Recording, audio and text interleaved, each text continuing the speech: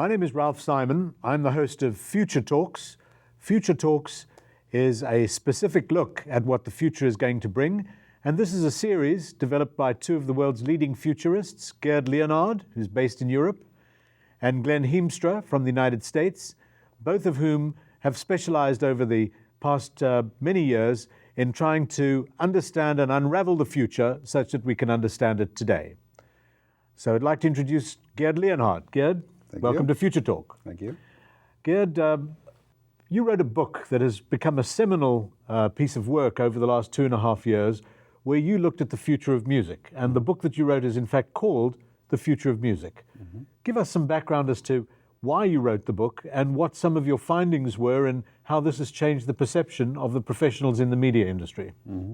Well, I wrote the book together with a good friend of mine from Berklee College, Dave Cusack. That's the Berklee School of Music. Yes, in Boston, and they're also the publisher.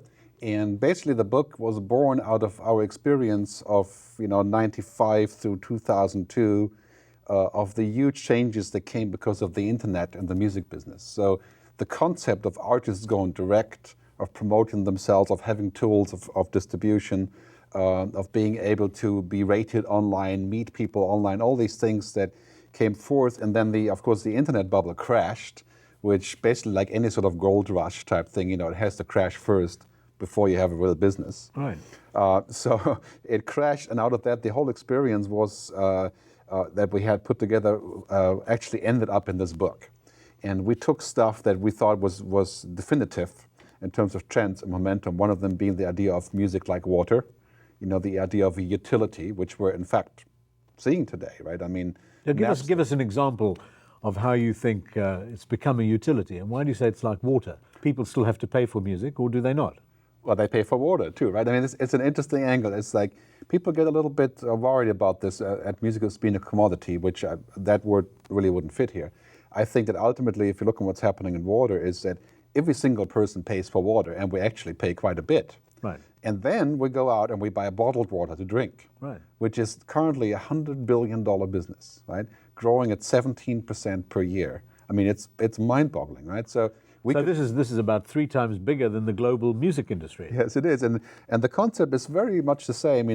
I go to the tap here, I drink, I don't have to put my credit card in, right? But I do pay for water at home. If I water the lawn every day, I pay more. So very much the same system is going to be in place for media, especially for music, given that I'm going to have sort of a throughput device, which is digital networks, where I get the music for what feels like free, but it's not actually free. So let's take a look.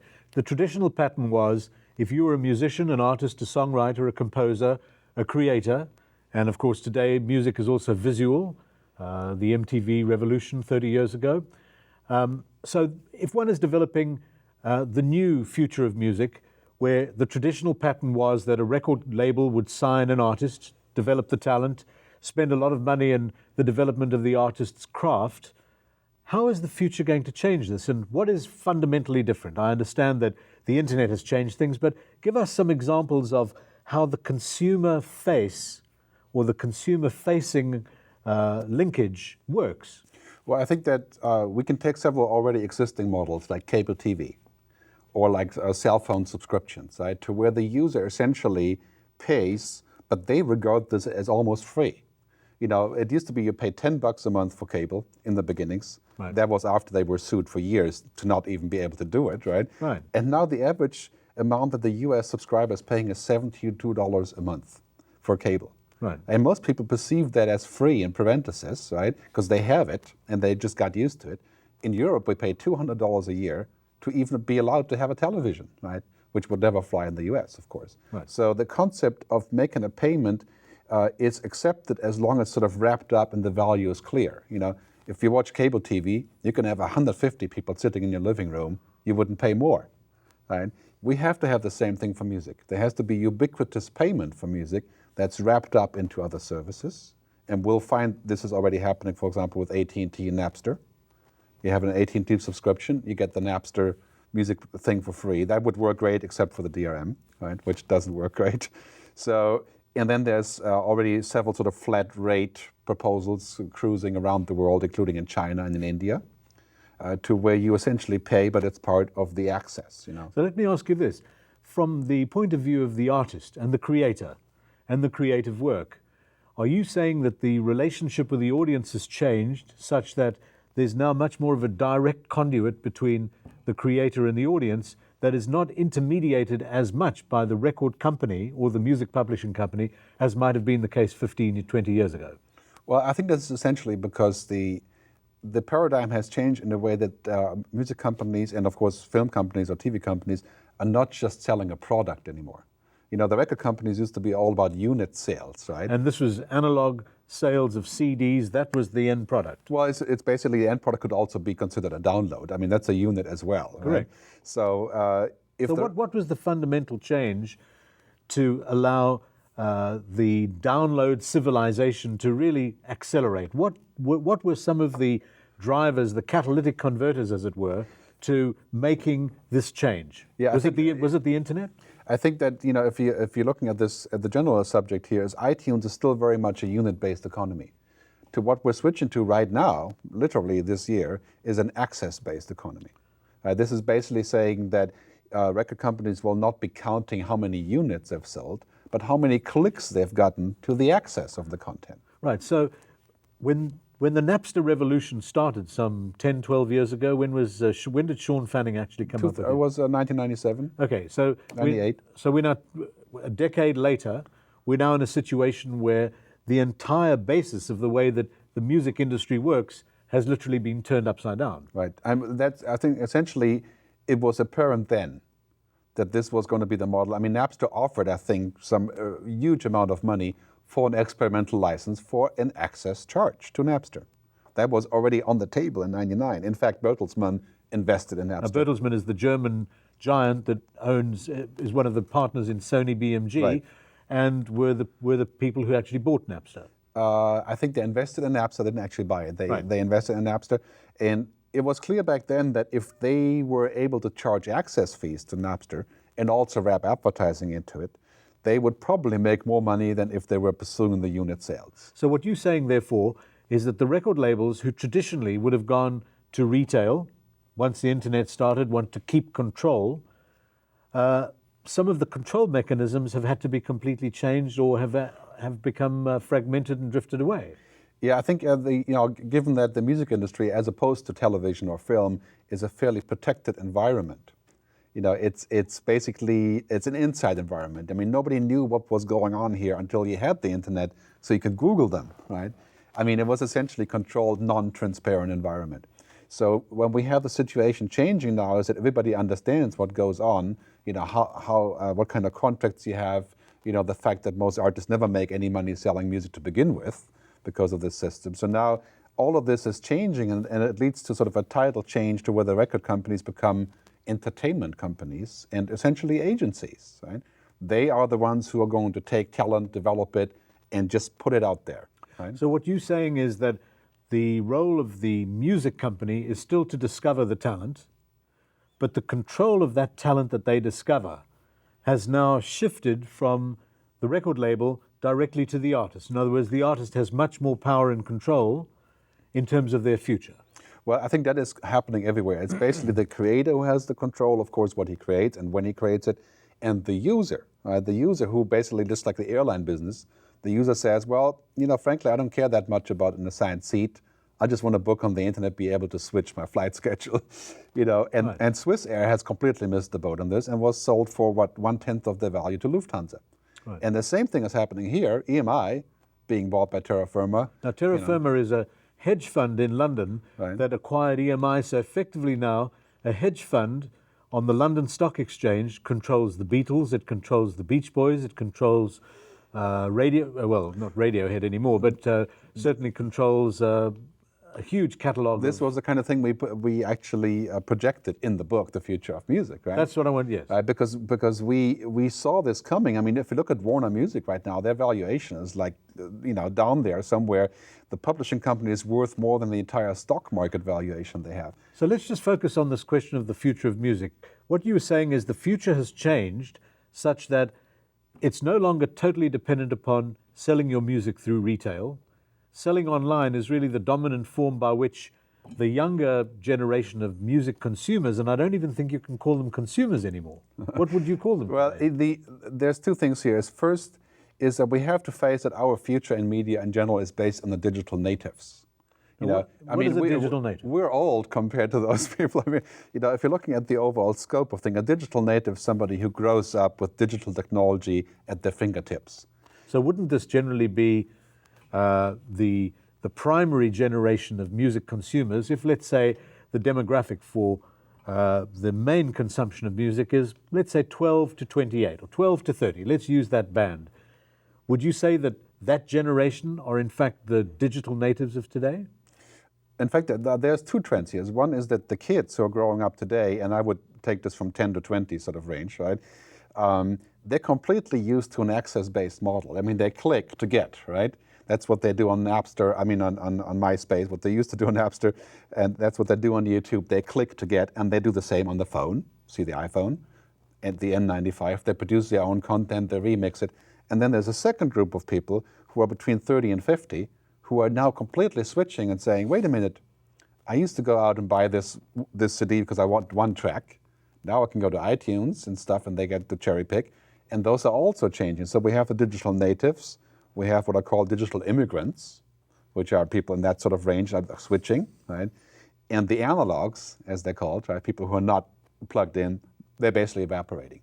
So the music and the media business has to be built on giving the digital natives what they want, which is primarily access based on content and then the selling, right? The whole obsession with selling stuff, that's what kills the music business. The obsession with saying, if you want this, you got to put the money first. So doesn't this provide a conflict for the creator or the creative individuals making the music, where they construct a song, they record something, let's just assume that it's got some real appeal. Mm-hmm. In the mindset of the creator now, what is the pathway that this new future of music is determining? Someone creates, do they then set up their own website? Do they basically promote it themselves? Because in this area of ubiquity, isn't one of the big tests of the future of music how you rise above the clutter? It's all about attention. It always has been. Right? If you're a band that doesn't play gigs, you're not going to get any attention. Right? So in this system of getting attention, it's basically when you release something, right, and you do things to funnel the attention, that's when you get the money, not the other way around. You don't release something and say, now pay me so I can show you that I'm good.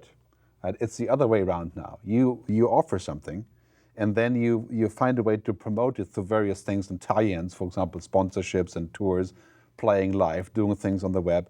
Like a lot of good bands have been doing, starting from Fish to the Bare Naked Ladies to the Arctic Monkeys, and there's hundreds of bands now that do this, right? So if the new John Lennon had to emerge within this new cosmos, what are some of the ways in which a John Lennon might be discovered and a broader community get to know about them? Can you think of any examples of somebody that's actually fueled a grassroots appeal that has then evolved into something significant?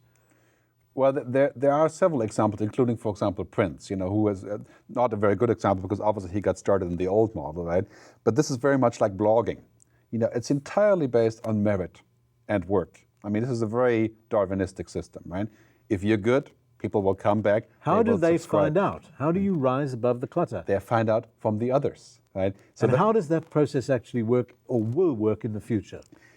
I think the blogging world is a great parallel to this, right? As a blogger, what happens is you publish things, and then people run across you by using search engines and basically by other people linking back to you. So the more people link, it's very hard to sort of stay at the bottom, but at a certain pivot point, you end up going, it just explodes. But if you've got nearly 100 million blogs now on a global basis and growing, there's some exponential number that's growing every month, how does the community get to know and spread the word such that one person tells another, which is really a function that radio played a big role in with the record industry pre the internet, as it still does, of course, because people have got to get to hear something. Is it that there's a whole new realm of citizen dissemination? I think there's two things that are important here. One is that our hit-based economy has eroded. What do you mean by hit-based economy? It used to be that only the top 2 get listened to, or as I say in music, of course, the top 100, right? Right. So that's what get listened to, that's what is in the store, that's what you can buy, that's what's available. So 10 years ago, you go to the record store, you go in to buy John Coltrane Love Supreme, they don't have it, you walk out with Elton John, right? Because that was also okay to buy, right? Today, that doesn't happen anymore because when you go on the web to buy Love Supreme, you're going to find Love Supreme, right?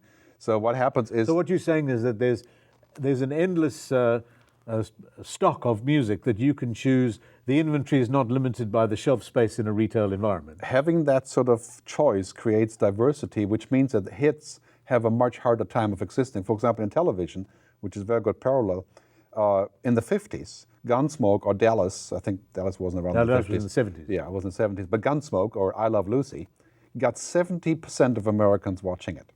Right? Today, if you're lucky, American Idol gets 11, 12, 14, which is probably not even correct, but somewhere in that neighborhood, right? And some people are saying that pretty soon is going to be 4 or 5% will be a fantastic number to get of ubiquitous viewership, right? So what that means is that because people have more choices, you'll have 5,000 TV channels, it'll spread out. Right? So this notion of fragmenting and looking at musical tastes, are you saying that in the future of music, there's going to be even greater fragmentation?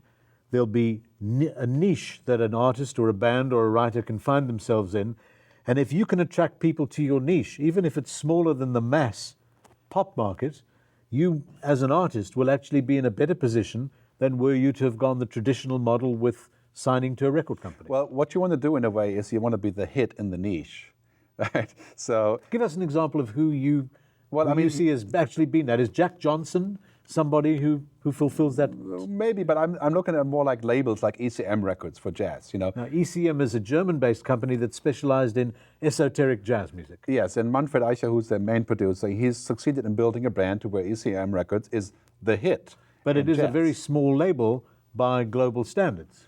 I think they're actually a fairly large business, and the same could be argued for things like Putumayo World Music, you know, who create, Dan Storber, who creates series of world music compilations from Morocco and the Caribbean, and they're everywhere around the world in coffee shops and new age shops and doing great business. So is this part of the fragmentation that you were alluding to? Absolutely, and I think when you're looking at this in a digital way, so you don't have physical distribution issues, you know, this becomes essentially a publishing pipeline, you know, to where if you are successful, you release it, and distribution is a default, right? In the old days, you'd have to actually make the record, make the cover, ship the record, get it into the store, whether it's Starbucks or a record store, doesn't matter.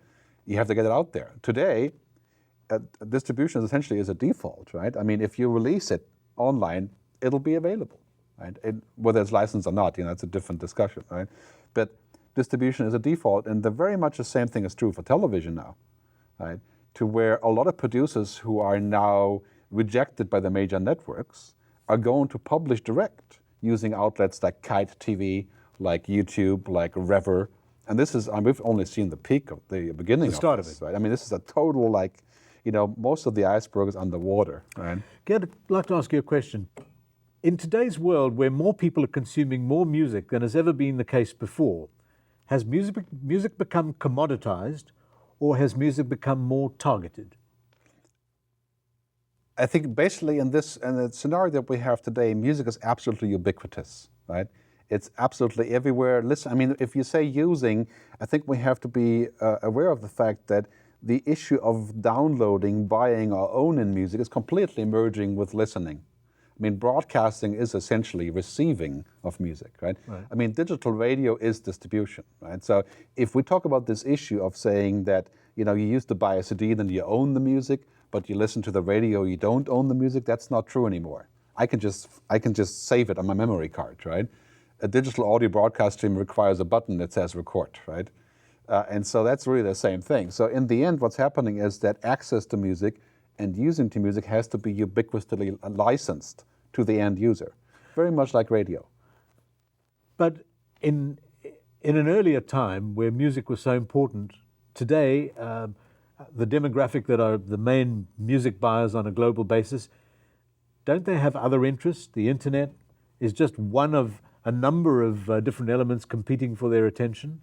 And so therefore the issue is, in this age of ubiquity, what are some of the things that one can do to get that attention? What do you have to do to be able to rise through this mass of ubiquity? I think with any medium, this is really about finding the point of attention. What people really like. I mean, it's about hitting a nerve. I mean, any songwriter knows this, right? You write a song that hits the nerve. Well, that's the object of songwriting. Yeah, that's the object of any content you create. I mean, you can be a painter, and your picture doesn't hit the nerve now, but 100 years from now it does. You just won't be around to witness it, right? So with all media, you have to hit the nerve of what you're trying to get to, right? And that is not going to change, right? That is not going to change. No, that's what the creator does. It hits the nerve. So if I do a TV show that fits in a certain environment, it may be absolutely useless in Korea, but it may grow great in the US because it hits the nerve there. So that isn't going to change. It also, I think, with the ubiquitous means of production, like GarageBand or Acid or Pro Tools. These are sites that do what? Those sites do what? Well, they're services that essentially allow people to produce at very low cost. GarageBand is in every Mac. So GarageBand is a software where I can take tracks and puzzle them together and then rap over it if I want to. And people are producing records that way.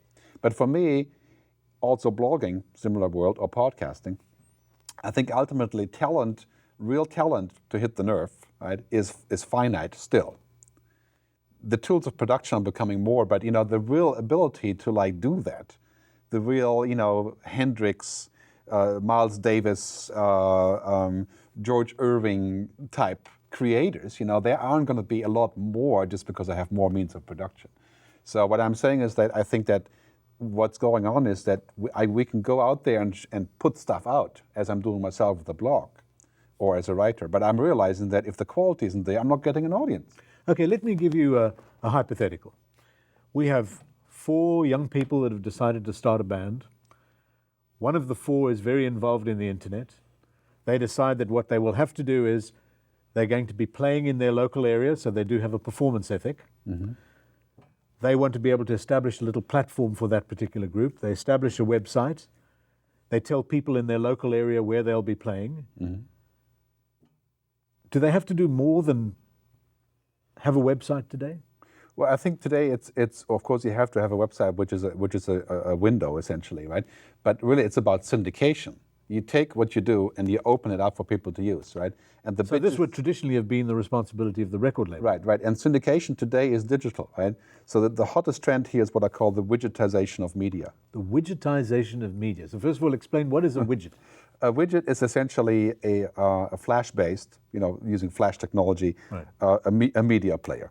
And you can cut and paste and put it onto your own website or any site that you have access to. So give me an example of something like this. Well, YouTube is the most popular example, right? So you put your video up, as soon as you put it up, it becomes available as a piece of code, right? And it sounds kind of geeky, but it's widely done. Right. So you take this code, you copy it, and then you go to your blog, to your homepage, to your Insta profile, wherever it fits, and you dump this player into it, and it will pull the content from YouTube. In fact, 60%, I think, of YouTube traffic is based on code being pulled on external sites. Right? And again, this sounds a little bit geeky because of the nature of the technology, but it's becoming standard. There's 250 million people doing this already, right? Pulling in outside code, right? And I think we're going to do the same thing with this show, obviously, which is to distribute through other platforms. So you don't have to come to gerdleonhard.net to watch the show, or even to Futuretalks.com. You can watch it on other sites. And I think this is becoming a major phenomenon with companies like, here in San Francisco called Kite.tv, right, and Bright Cove in Boston, right, who are essentially syndicators. And in radio, this is an old phenomenon, is that you have to syndicate to get the audience, right? So the same for music, going back to your question. As a musician, I want to be syndicated. I want people to pick up my music, put it everywhere. Right? This is why I started my new company, Sonific, as a syndication tool. Well, we're going to get onto that in a minute. But if we're looking at this mass ubiquity that's going on, isn't this going to lead to a lot of mediocrity as far as music is concerned? How does the cream rise to the top? Do you think that there's enough of a mechanism within the internet and within this new internet community to be able to identify the next John Lennon or to identify the next Kurt Cobain? I think it's actually the other way around, Ralph. I think that mediocrity is what we had when there was a control channel. Because people who would program for an audience of 30 million, they have to hit the nerve of 30 million people. So call that mediocrity, right? Because they have to actually consider all these people's bandwidth. Can't do anything that is too challenging for 30 million people, right? I can do something extremely challenging for 500 people, but I'm not going to sell like ads that are worth $2 million, you know? So the issue there is that I think what's happened with mediocrity on the web is clearly described by things like NetVibes or Google. You know, whatever is good comes to the top, right? Because of clicks. What is that process now in this media-saturated society? How does word spread? And is this quicker? Is the pickup quicker than it traditionally used to be? And will it be faster in the future? This is one of my arguments is for the lessening of the term of copyright is that it's much, much quicker now, because essentially what we're talking about, the process of use is a process of linking, right? You know me, so rather than coming to my house, which you're welcome to, and look at my CD collection, you can just go to my link and my profile on Facebook and you say, oh, that's pretty cool. Gerd has 500 songs that I may like. I take those links. Right? And that's what kids are doing today, right? They don't go to the BBC, or they still do, of course, but you know, they don't go to the BBC to find necessarily the next John Peel, which will continue as well. They go to each other on Bebo and say, oh, let's see what John has put up now. And John has been watching this movie clip, John has been doing this and that, right? And that's how they connect to each other, right? So it's this mechanism of social recommendation, which used to be happening in coffee shops and in live concert venues, right? Is being not replaced, but is being added to by the internet, social network and platform, by the interaction that people have there, right? So going back to your question, I think what creates here is the opposite of mediocrity, is because it's extremely pressure environment, right? When you have that many things happening, right? That only the really sort of the cream will definitely rise to the top in a way that's much quicker, much more reliant, right? The only question there remains is, how do you do that before it's obvious, right? And this is where A&R comes in for the record companies. A&R being the creative talent scouts who spot and develop the talent. Like, you know, any writer, any film producer, any band, you know, if it's already on the stage and playing at Glastonbury, and people have obviously voted and clicked for it, then it's kind of obvious, right? But how do I get the next Aretha Franklin when she isn't already on stage sparkling with everyone? You know? This is what happened with Norah Jones. And that will take explain talent. the Norah Jones story, because here's Norah Jones, a complete unknown. She makes a series of recordings. Her first debut album sells 18 million copies, an enormous success. And people said that part of the reason for this was of the purity contained within her music itself, where her audience recognized a purity in an otherwise mechanized musical environment. I think this is a skill that is going to be, as it always has been, very essential to media, is to recognize that sparkle before it already sparkles. Right. And would you say that in this age of the digital native, it's not just about audio, it's about a multimedia identity? Because if we're working in an environment and with a constellation of communities that are used to a multimedia environment, the ubiquity of television, the ubiquity of the internet, it also means that the really successful artists, like a Madonna, to choose a contemporary example, even though she's now 49 years old, she's certainly the most successful female recording artist in history, probably apart from Shania Twain, that holds the record for the biggest selling album by a female artist, some 32 million copies. Today, in the creative process, does a creative artist have to think of more than just audio? Do they have to think of visual? Do they have to think of making filmed content? Give us some idea of the future of the creative process. I think that, you know, by default, there's two things that are completely different today. Is you as an artist are a brand. If you're also a performer, then it's by default multimedia, visual, audio, and everything. And the other thing is that you essentially, you have to think of the back channel, the interactivity. People want to also talk to you and chat with you. Explain a little bit about the so-called back channel. What do you mean by that? Well, in old media, you could say, or mainstream media, it's essentially top down, right? It's dropped on you, right? You can switch on or you can switch off, but it's just dropped on you. Like radio or like television. Right. There's no back channel. Well, of course, you can send them a letter if you want, but today, media is completely interactive. That means I pull it. Like if I subscribe to my reader, my feed reader on Google, the content comes to me. Like if I subscribe to my podcast on iTunes, it comes to me because I pull it in, right? So this is being, you decide what you want to pull into your realm of experience. It's not being pushed towards you and you then deciding whether you should opt in or not. But the interesting part is that these things exist in complete parallelity, right? What does that mean? They don't replace each other. We have mass mediums that is being dumped on people. That's going to continue, right? But there's no growth. The biggest problem we're seeing right now is that advertisers are deserting the mass medium to the pull medium, right? Because it's much more targeted and much more direct, and it's an opt-in process, right? So going back to your question about music, I think what we're seeing right now is that the biggest trend in music is to create attraction that pulls people in using any means possible, which means that you have to move the toll booth a little bit further down the road, right? For example, streaming on social networks is a great platform to be discovered. If you have 150,000 plays a day, then you can be sure you can turn that into money. If you can't turn that into money, then there's a big fault in your presentation. So does this mean that you've got to make a quirky video that you upload onto YouTube? I know there was a recent example of an American band that used a very simple process of effectively using a treadmill, a couple of treadmills, doing dance steps on a treadmill. They loaded it up onto YouTube, immediate response, which really was the essence that got the group going rather than the more traditional route of going through an MTV. It's all about having unique stuff, having good ideas, hitting the nerve, finding something that has a sparkle. So this is not new. I can tell you on my own blog, for example, the most popular post I ever did was about the iPhone blender. A guy who puts the iPhone in a blender and blends the phone, right? And I just put it there with a video from YouTube, and that is the most hits I've ever gotten because it hit the nerve of people having fun with iTunes, with iPhone. So what did the video actually do? Well, you go to YouTube, put an iPhone blender, you could see it.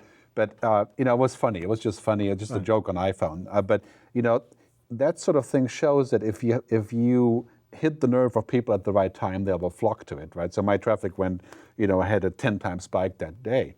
And also noticing from my own blog as well, when the content that I post is really unique and powerful, and I've worked on it very hard, my traffic goes up 100 times. And then if I don't do that, it drops. So I'm subject to the very same Darwinism, as I call it, digital Darwinism. Sounds like a good book title. Where basically you could say that is what's happening everywhere. So it's based on merit. I mean, like it always has for artists. It's based on merit. So, is this also part of a future trend of people personalizing their consumption, but going to a degree of detail and depth that we haven't actually seen before in either entertainment or in the way that people consume media? I mean, I think I wouldn't be too adventurous in this. I think that 80% or maybe even 90% of people will never do their own programming in the sense that we do it because we love music or we love TV. A lot of people will use robots or engines. I call it the electronic programming guide of the future. This is almost like recommendations. If you like Metallica, you will like if the Kings of Leon. If you live in Berkeley, you like KPFA, you're going to listen to their world music show. If you like Hearts of Space and ambient music, you listen to Stephen Hill, right? If you like what John Peel did at John Peel is the famous English. Used to be at Armed Forces Networks in Europe when I listened to it. Then he went to the BBC. If you like those people sorting for you, then you use them. Otherwise, you can use Pandora, you can use Sonific, you can use Last.fm. Now tell us about Sonific. Sonific is a company that you founded. And what does Sonific actually do? Well, Sonific, we founded this 2 years ago because we realized that the most desired thing that people want to do on the web is to customize their own stuff, right, to be different.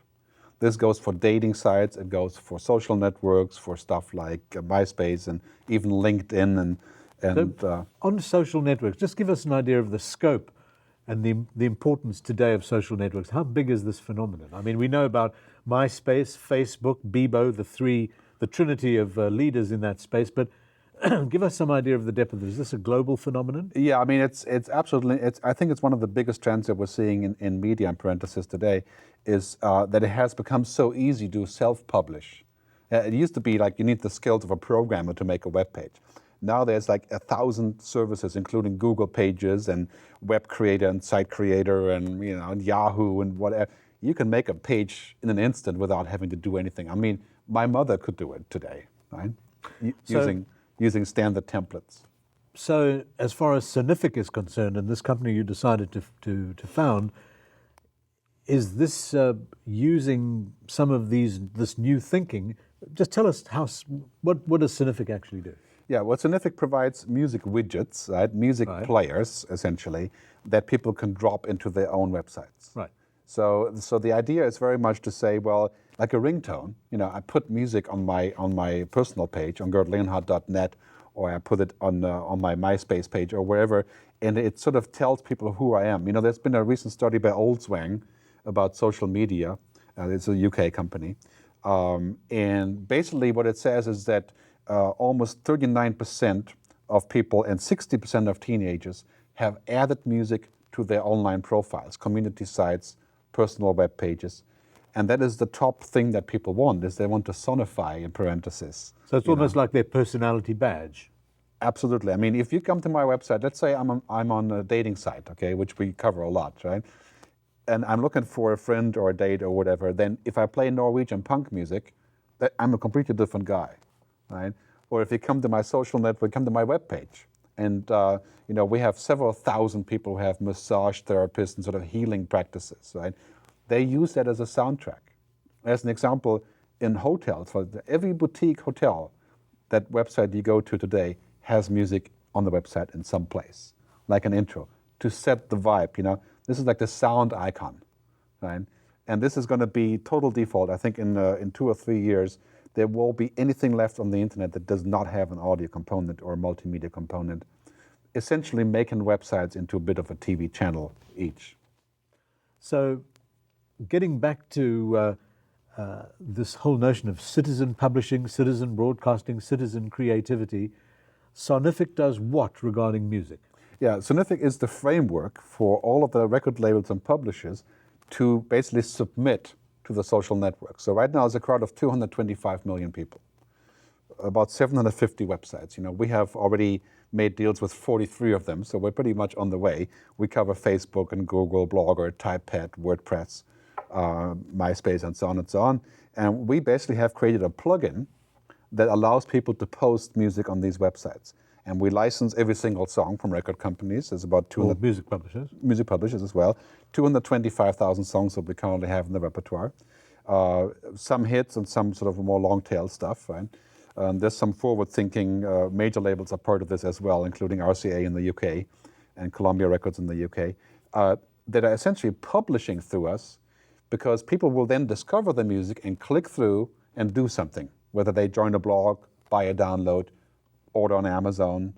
So 10% of our users actually click through and do something with the music, which is a fantastic So isn't this platform. now one of the big conundrum for record labels, big or small, where the issue really is how you spread the word, and what is it going to be that gets people to discover? And the whole notion of discovery and discovering new trends or new music, this is clearly a puzzle that many of the media industries try and solve. How does a writer become popular? How does an ad become popular? But you discover me or my music or my art in the context of something else. Right. That is the key, right? That is You don't have to come to mtv.com to discover. You can come anywhere on the web to discover, and that's what's happening right now, is that all these websites are becoming satellites of each other, and discovery of content is possible anywhere now, right? Because I can syndicate my content through these little players that create windows of content, right? That's essentially what's happening everywhere. When you go to MySpace or Facebook, you see all those little windows of media content, of videos that have been uploaded, of chats that are going on. They're all being brought in from the outside, right? So the new web, this is the whole definition of Web 2.0, as it impacts also media 2.0, right? Is that content is now ubiquitous in different places. So the whole notion of having a central place is greatly diminished. Right? This is what is the result of search, right? Because ultimately I search to find, and then wherever it is, I go there, right? So in a real life world, that isn't possible because of distribution constraints. It would be too expensive. But in a virtual world, all the content is mirrored all over the place. Right?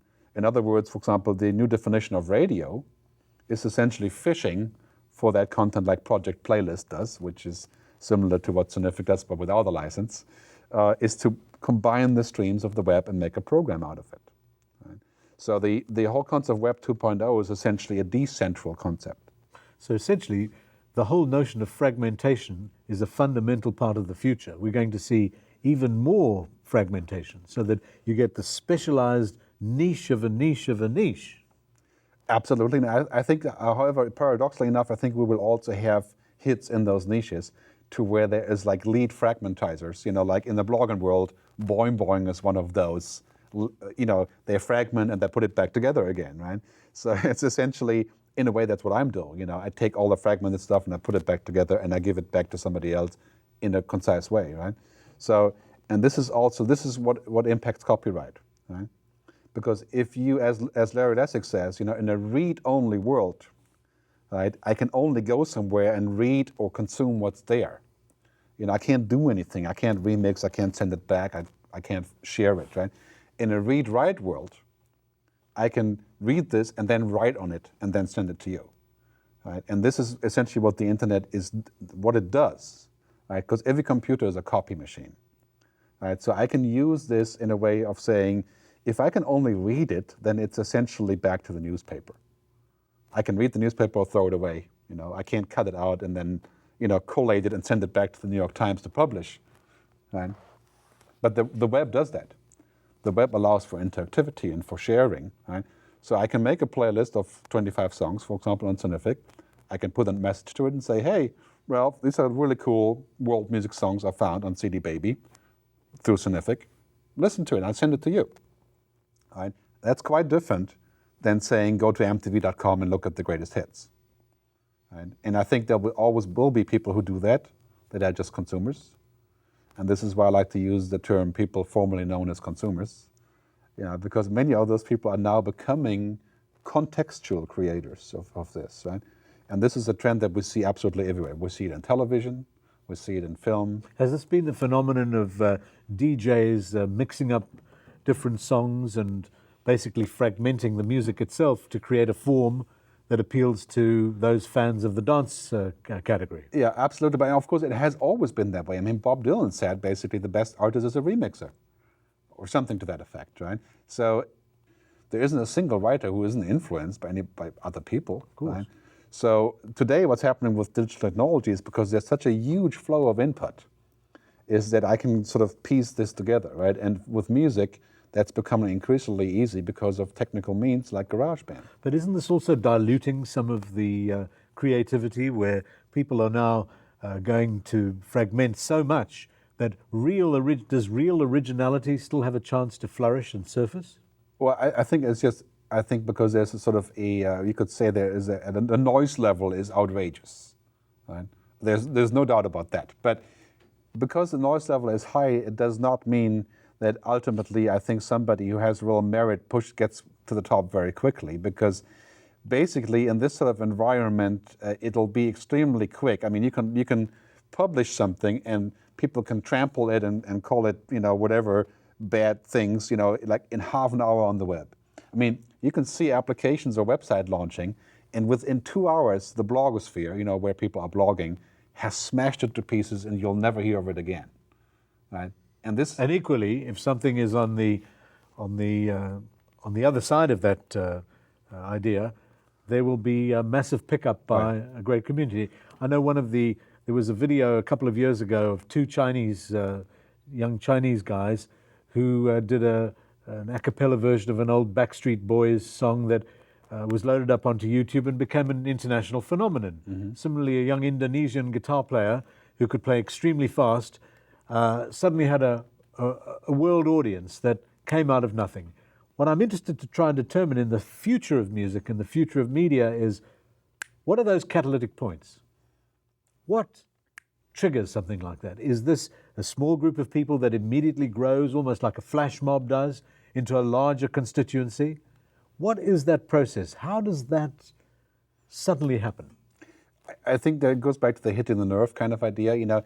This is something that artists do. They determine where that spot is, where they put it, and why they do it at this time. If you look at what Michael Moore has done with his movies, that would have been 15 years ago. Nobody would have paid attention. To a documentary maker. Yeah, and if Jimi Hendrix came up today playing on his Stratocaster and putting his amp on fire, that certainly wouldn't be much to talk about today because, in those days it was like, this man is from the moon. Right? It's about timing. It's about also location still. Right? It's about fitting in. It's about hitting the nail on the head, at the right time. So if you were giving some advice to a group of musicians, and they came to you and they said, we have full confidence in what we write. We know we're writing great material. Right. We know that when it's recorded, all of our friends really like it. What do we need to do now? We've got the music. What's the route map of how we now go? I think the answer to that is really, it's all about exposure and attention. Everything you can do to get exposure, within reason, right? And attention is what you should be doing as a band, as a writer, as a filmmaker, right? So basically that means initially this is a freebie business, because you don't have any leverage, right? You put your music up for downloading, you put it up for streaming, you put up your profiles, you make a blog. All these things are free, right? This is a very important difference. Right? So this is really the democratization of the elements of production. Yeah, I think what we have to face is quite obviously, at a certain curve, when you're starting with something, you prefer the exposure over money. There's no way you're going to get the money without exposure. Everybody knows that, right? You can't put up your music and say, pay $1 to listen, But wouldn't it also be correct in saying that in the future of music, it won't only be about the music or the song, it has to be about some visual element, some internet element, some blogging element, some kind of participative element that your wider audience can immediately connect with to you. It's always going to be about engagement, and really always has been, except for this sort of artificial period of the music industry where they tried to sell plastic, as the embodiment of the engagement, you could say. Right. But it's always about engagement, right? So engagement, exposure, attention, that's really what you want to go for. So initially, you sacrifice the immediate coming back of money because you're looking for attention. In other words, you may be inclined to give your music for free for an ad. Or not, that depends on who you are. Or you may be inclined to say, well, there's a game production, so I'm not going to ask for $1 million for this license. I'm going to license my song for $50,000. But when you've grown to a certain status, then you say, well, I'm not so sure I need to give a license for $50,000 to get exposure because I've already reached my place.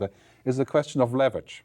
Robbie Williams doesn't need Electronic Arts to put him on a soundtrack, even if they would ask him. Robbie Williams is the English artist who has a tremendous following in Europe, but has been conspicuous by not being successful in the United States. Why do you think that is? Mildly successful. I think he has some followership here, but I think that the way he presents himself and what he does is particular to what people like in Europe. And for some reason, he doesn't seem to hit that nerve here, but I think he may eventually do that. But it's, as you grow as an artist, whether it's a filmmaker or a blogger or as a writer or as a musician, initially you do things to get traction.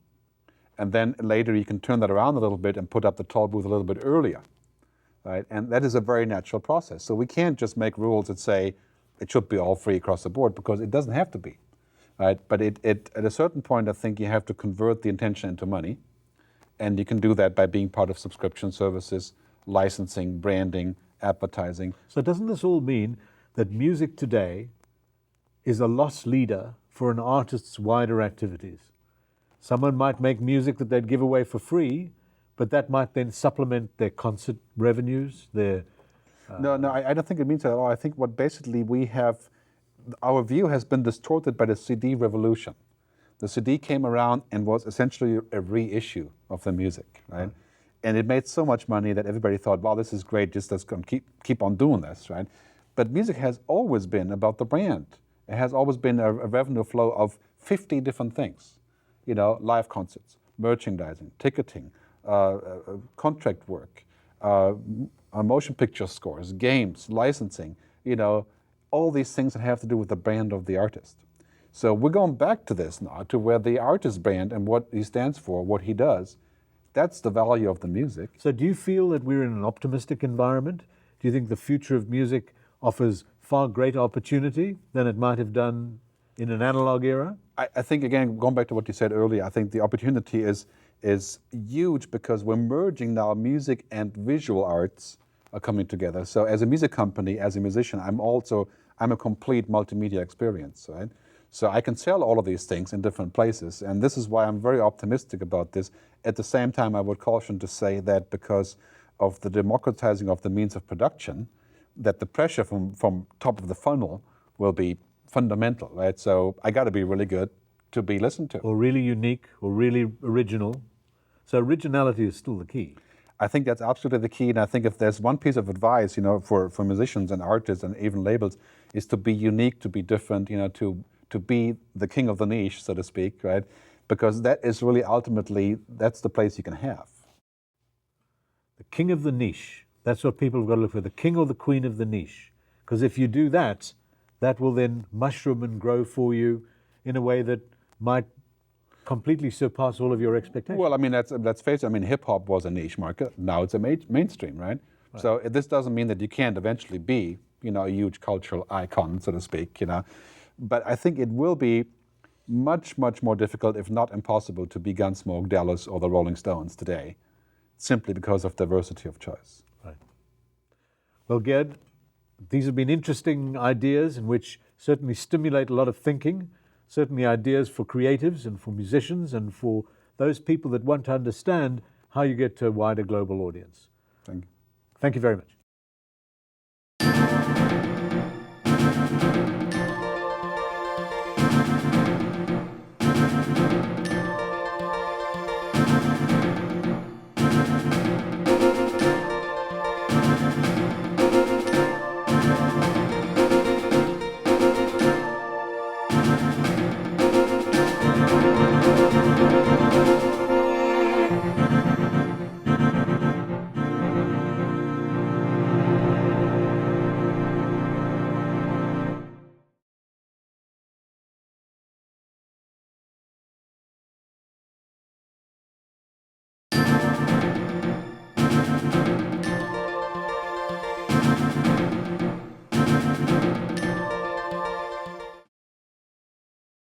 Hello, my name is Ralph Simon.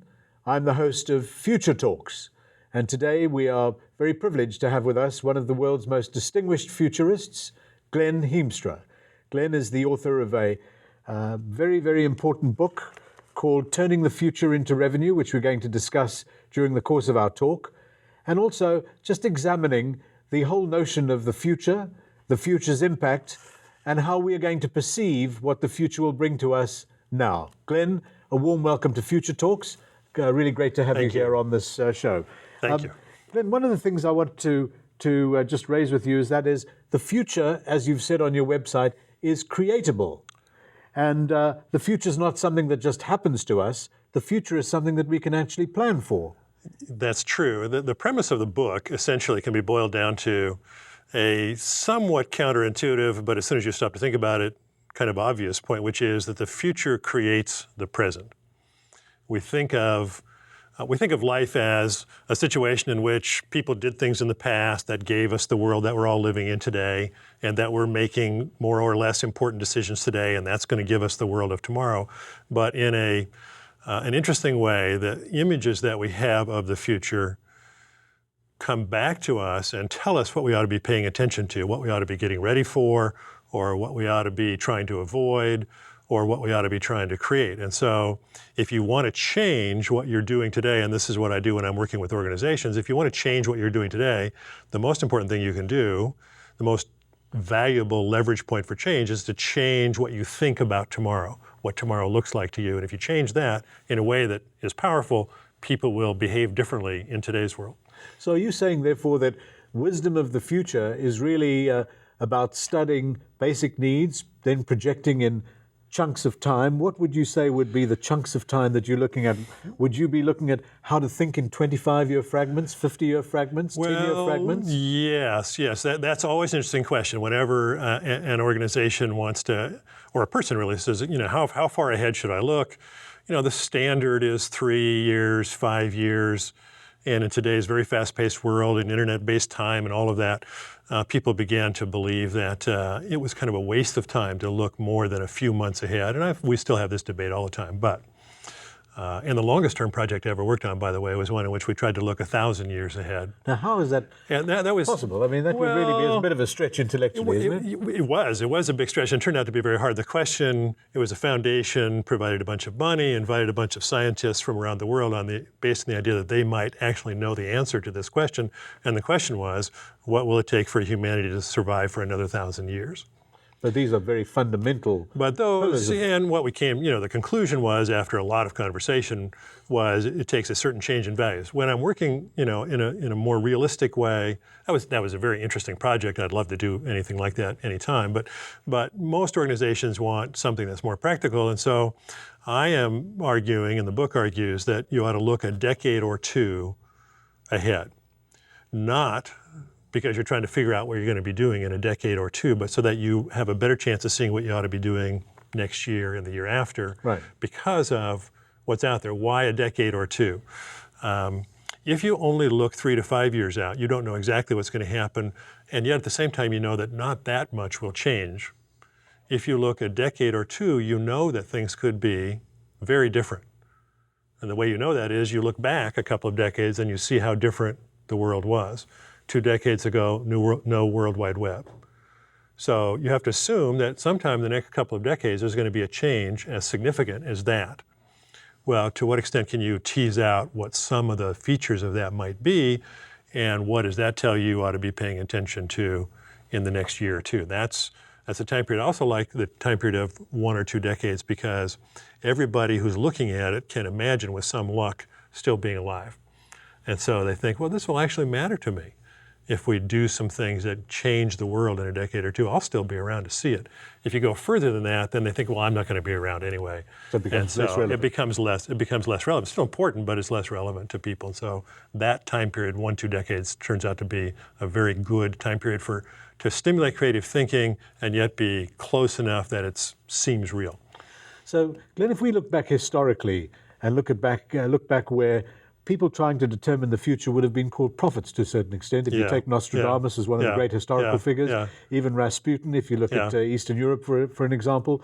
But when one thinks of the development of the study of the future, when was this as a study, when did it really start to manifest as being a serious intent? Because it would seem to me that studying the future would have been important to army generals, to basically the development of a state. Yeah, it depends on how you really want to define it. The idea, obviously, of contingency planning and imagining different alternatives that might or might not occur was important in military affairs, and was important in civic affairs, large scale planning. But the field of, let's call it future studies or futurism in Europe, sometimes they refer to it as futurology, became kind of an academic field in the 1960s.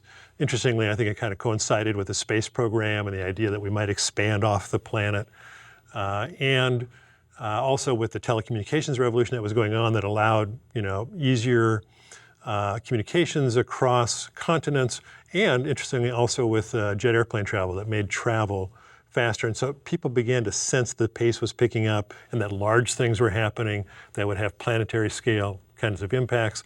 And so people began to study that. And there's a famous book by a Dutch futurist named Frederik Pollack called The Image of the Future. And he was really a historian. He wrote the book actually in the 1950s, and then was translated and became more well-known in the 1960s. And he was the one who argued that the image of the future that exists in a civilization or a culture, and if you bring it down even in an organization, influences what that culture is. And if you change that image, then things begin to happen differently in the current world. And that really sort of kicked off, I think, the whole future studies field. And then there were associations that were formed, and it became a field of academic study, which then actually flourished in the 70s into the early 1980s. It has since actually faded somewhat. As the pace of change speeded up, then people said, you can't predict the future anyway, so just try to take care of today's world and the future will take care of itself. So it's actually fallen back a little bit. So if you look at the 60s, it seems that two of the prominent names that really started to address this notion of the future study, really future wisdom that one needed to be able to develop, was a combination of both Alvin Toffler and Edward Lindemann. They were two big influences on me. Alvin Toffler, of course, very famous initially for his book, The Future Shock, in 1971. And that popularized the field of study. Yeah. And his argument was that we were now in a pace of change that psychologically we couldn't keep up with it, and so that people were experiencing future shock. That was the simple argument. The most shocking thing about the book, by the way, was that he didn't say anything about the computer revolution because he didn't know about the invention of the microprocessor. So the next book that he wrote after Future Shock was all about how computer networks were going to change the world as he tried to catch up with that. But he, that book in the U.S. at least really swept college campuses and became a kind of seminal event. When you were a student, what triggered your interest in the study of the future? What was it that acted as a stimulus for you intellectually and professionally to really focus in on studying the future? Well, Toffler's book happened to come out when I was a college senior. So that was important. And in that same year, the college at which I was a student had hired as its president this guy named Ed Lindemann, who had come straight to the college from the Apollo spacecraft program, where he'd been director of program planning for building Apollo. And so he was a futurist. He had written a book called Space, A New Direction for Mankind. He wrote another book called Thinking in the Future Tense, and believed that the future was a choice that we made. It wasn't something that just happens to us, as you mentioned in your introduction. And so he just became a mentor, right out of classic mentorship literature. When I was a college senior, things began appearing in my mailbox from Ed Lindemann saying, here's an article you should read, or I'm going to be giving a presentation downtown at such and such a time, why don't you come along? That kind of relationship kind of developed. And I have a personality that's interested in the future. If you do personality profiles, that'll show up. And so it all kind of came together then. I went off into higher education, stayed in higher education for a decade or actually a decade and a half, and then went full-time into this future studies field. So the whole notion of future planning and future wisdom and future knowledge, this is not, it's a three-stage process, because what you're effectively trying to do is you're trying to develop foresight. Yes. You're trying to anticipate what developments might apply across various fields that might intersect or not, as the case might be. Yeah, I make the case in the book that almost all organizations engage in what they call strategic planning, but the strategic planning as typically practiced is kind of an oxymoron in that it's not very strategic because it's not long-term enough to be very strategic, and it's not very effective planning because the planning itself is too long-term and not short-term enough. And so I make the case that that good planning has three phases. There's a foresight phase in which you really try to look, you go ahead longer term than you usually do, i.e. that decade or two, not because you're going to figure out accurately what it's going to look like, but because you're trying to stimulate some creativity. So let me give you an example. Yeah. Today, in most major metropolitan areas, we have significant problems about traffic volume. Yes. Yeah. So if one is looking in terms of the study of the future, you would then have to try and project the implications of mass transportation 20 years from now? Yeah. Well, and you try to, I've spent a lot of time around transportation planners in the last couple of years. I worked with the U.S. Department of Transportation on a 50-year vision for transportation, and then with the Federal Highway Administration identifying long-term research agendas, sort of what should we be researching in order to make some breakthroughs in transportation. So it's a field that's of interest to me at this moment. Now, if you're looking at 50 years, though, some people can't even determine what they're going to be doing tomorrow at lunchtime. Well, they can, but in fact, strangely enough, it's easier in some ways to see what's going to be happening 50 years from now than it is to see what's happening at lunchtime tomorrow. How is that possible? Well, because population trends are relatively predictable. You mean because they're very large patterns. Right. You can look at energy consumption patterns and energy availability, what's going to happen with oil depletion and so on. And this is all looking retrospectively, of course. Well, you can look retrospectively, but based on that analysis, you can see that it's either 50 years from now, either oil will be incredibly expensive, or it will not be being used for transportation at all.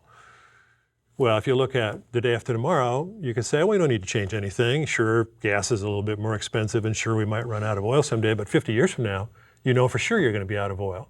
So then you have to ask, well, what does that mean we ought to be doing in the next 5 years? Well, maybe we ought to start looking at alternatives that would sustain a transportation system so that we're ready sooner rather than later. That's the advantage of the long-term view. So if you say that there are 3 stages to foresight, Yeah. or futuring, as you Yeah, to refer to it futuring, in your book, what are those 3 stages? So the first stage is trying to accomplish or achieve some foresight, which is what's going to be different, what are the disruptive changes that we're going to see, what are some long-term trends that might actually hold, to try to see outside and longer term, outside the boundaries of what you usually see and longer term than you usually do. That's the foresight or anticipatory stage. Stage 2 is a decision-making stage, which is, so what directions do we need to go in? You can label it, at the end of the day, you can label it a vision, you can label it a mission, you can label it goals, you can label it strategies, all kinds of language that you can use. But you're trying to make a decision about, we're here today and we want to head in this direction. So it's a decision-making stage. And then which your foresight gives you, because you've done your analytical processing. Right, and people often make those choices on too short a time horizon because their foresight has been too short-term, and so they miss things. I'll give you a couple of examples in a second. And then the third stage is what I call the planning stage, and that, I think, it needs to be very short-term because the world does change very quickly. And so you need to, I actually argue to organizations that you ought not probably to have plans that are more than about 6 months long, maybe as much as 12 months or 18 months, but never longer than that, because sometime in the next 6 to 18 months, something's going to happen that's going to throw you off base anyway. And so engage in long-term foresight, sort of medium-term strategic decision-making, and then very short-term planning. That's, all organized around being very flexible, so that you can move quickly, so that you can change your decision. Here's an example that I like a lot, and I cite it in the book, and I often talk about it when I'm making presentations. 1993, Fortune magazine did this great cover, and on the cover were 3 dinosaur shapes, and each dinosaur had a name, and the names were Sears and IBM and General Motors. And in 93, Fortune was asking, have these 3 companies become dinosaurs in danger of going extinct? 30 years earlier, Peter Drucker had named the 3 best managed companies in the history of the world, and their names were Sears, IBM, and General Motors. 30 years later, they're in danger of going under. Now they've all been working real hard not to be dinosaurs since. What happened? IBM had a picture in their mind of the future of computing. And they were wrong. And General Motors, actually, there's a classic early 1970s, 12 or so, I think it is, strategic principles from some strategic exercise that General Motors went through in about 72, 73. And one of the principles was the Japanese will never have more than 4 or 5% of the US automobile market. So they had an image of the future of the automobile business that was just completely wrong, because they were sort of stuck in the past, not thinking long-term enough. And Sears, the same thing in terms of retailing. If you take that long-term view, you have a better chance of seeing something changing. Take digital media, take the music business.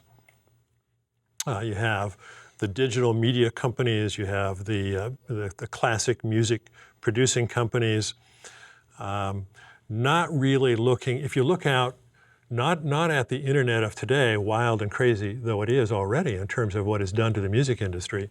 If you look at 10 years or even 20 years and what's going to be happening with technology, the speeds that will be 1,000 times faster than today's speeds, the fact that we'll have devices, probably invisible, but certainly wearable, that have storage capacity and communication capacity thousands of times beyond today's devices. And you'll have a generation, it'll be the second generation that's grown up. Now we talk about the dot-com generation or the millennial generation or the digital native generation as the first generation to grow up in this internet-based world. But now the kids being born in this century, since 2000, will have grown up in this high bandwidth and rapid change world, and they will be the 20-somethings 15 years from now. And so if you were in a music company, you'd say, this world is inevitable. So the sooner we position ourselves to exist in that world, the more advantage we're going to have, the more likely it is we won't end up on the cover of Fortune magazine pictured like a dinosaur. Now, when you mentioned those dinosaurs, something that seemed to be completely counterintuitive, just hearing you articulate this, is with the resources that a General Motors or an IBM has, and considering their preeminence, particularly IBM, how could they have made such a fundamental wrong turn?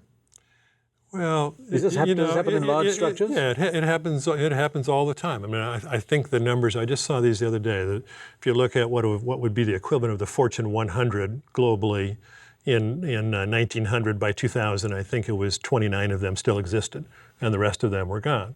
Yeah, natural attrition. That's the history of big organizations. You run into big bureaucracy, but especially what you run into is lots of people in General Motors or in IBM or in any large market-dominant organization. You have lots of people saying, hey, wait a minute, the world's going over here.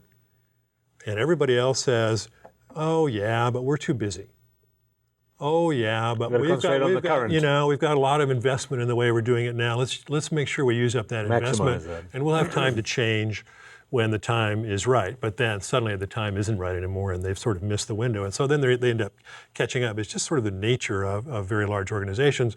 I'm from the Seattle area where Microsoft is, and Bill Gates and his people have been hyper aware of this. They used to talk about this when the company was founded all the time. How could they avoid, as they got as large as they are, could they? In fact, their question was, could they avoid that same syndrome? And now you have people saying, no, they haven't avoided it very well, and other people saying, well, they've done a better job than most of sort of avoiding getting stuck in their current paradigm and refusing, even though people in the company can see the new paradigm, everybody else refuses it. Not to go too long, but I just did a presentation for a very large insurance company, and they wanted to know about the millennial generation or the digital native generation and how they were going to change the workforce. That was among their questions. And this is all in the foresight stage? Yeah, it's all in the foresight stage. So I often get invited in because I can push people beyond their normal time boundaries into a longer term future. So I did this presentation, and people said, oh, that was really, the CEO came up and said, that was really, really interesting. And she said, I have just lots of senior people in my company who are saying, well, this all might be true, but don't do anything until we retire. Just wait. We've only got 3 more years and then we're gone. Then go ahead and change the company. But that's because of the resistance to change that's a natural human function. Yeah, it is. And so, that's a very hard dynamic to overcome. Particularly in a larger structure. Yeah. I was thinking particularly of an example as you were relating the IBM and General Motors example of Kodak.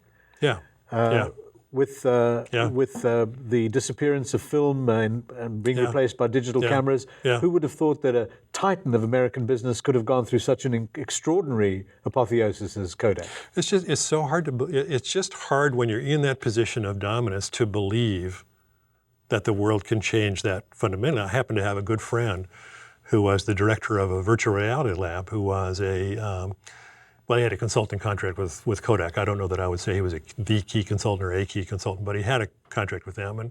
And I became aware of this maybe a decade ago, that he was working with them.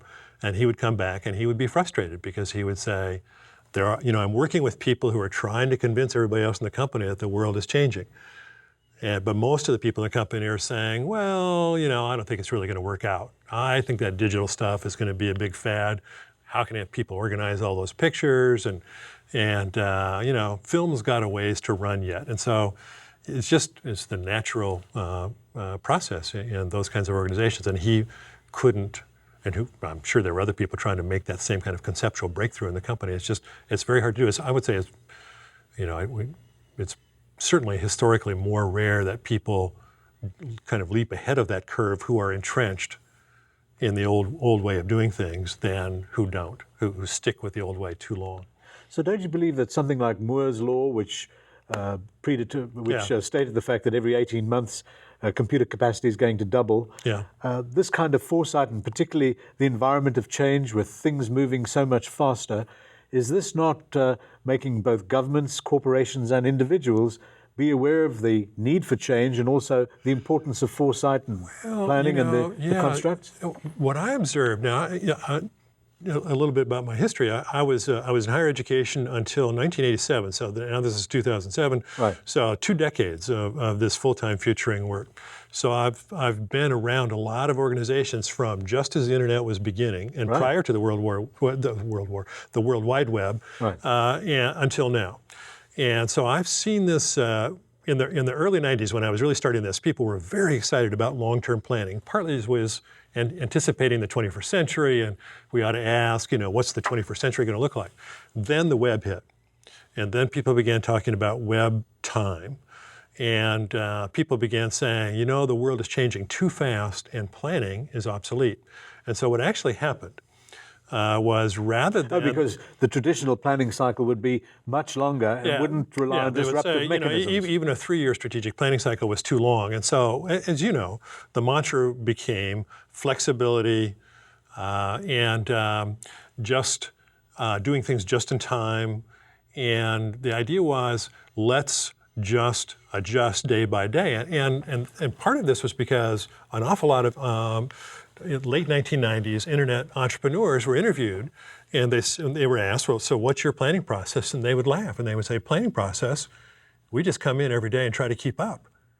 And so people began to say, well, maybe that's the way you ought to run a business, is you don't worry about what happened yesterday, and you don't worry about what's going to happen day after tomorrow. You just come in and you keep up with whatever's happening today and let things take care of itself. But Alvin Toffler, the starter of the whole thing, wrote only about 3 years ago, he said, a lack of a strategy is fine if you don't care where you're going.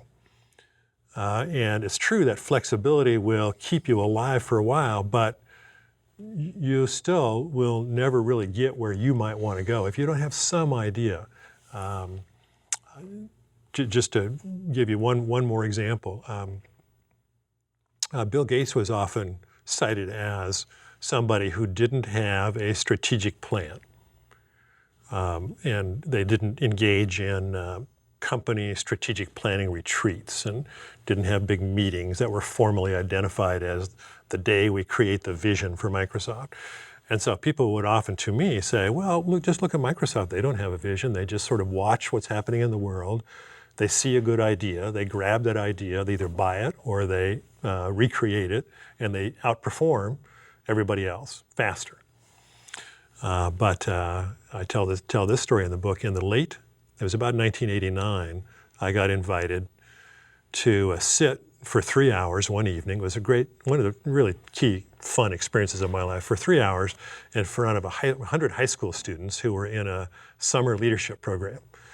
And the person who was running the program happened to know Bill Gates, and he happened to know me. I didn't know Bill Gates at the time. And he said, I want you, the two of you, to come and sit and talk about the future. And Glenn, you can talk about the sort of large global scale future, and Bill's going to talk about the future of technology.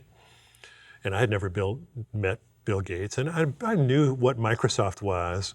I was still using a computer based on a operating system called CPM. I don't know if you remember that one. But anyway, so we sat in front of these other high school kids on 2 stools for 3 hours, talking about and answering questions about the future.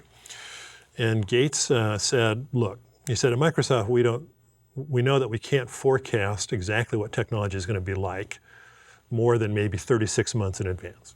This was 1989 or so. So he said, I can't tell you what the computing world is going to look like in 2001. But he said, let me tell you what I imagine. And then he described digital pictures on his wall that he could speak to, and they would change into some other artist. And he described kind of virtual reality-based booths that you would sit in and have kind of full immersive kind of conversations with programmed personalities, and he described a networked world very similar to what we got. So he described a world which is maybe 75% come to pass and 25% that hasn't yet come to pass and may never. But I've always remembered that story when people say, well, just look at them. They never bothered with trying to create a vision. They just sort of were flexible and acted fast. But I thought, no, the guy who founded that company had a real, and still has, a constantly evolving vision 10 years ahead of what he thinks the world could look like, should look like. And then he tries to stimulate his people to, let's do some research. Let's ask, what if, let's suppose that was the dream. Could that be possible? How would we do it? What kind of inventions would we need to make in order for, let's say, an immersive booth that you could sit in and feel like you were walking in the Grand Canyon? What would it take to do that? We can't do that today, but maybe in 10 years we can.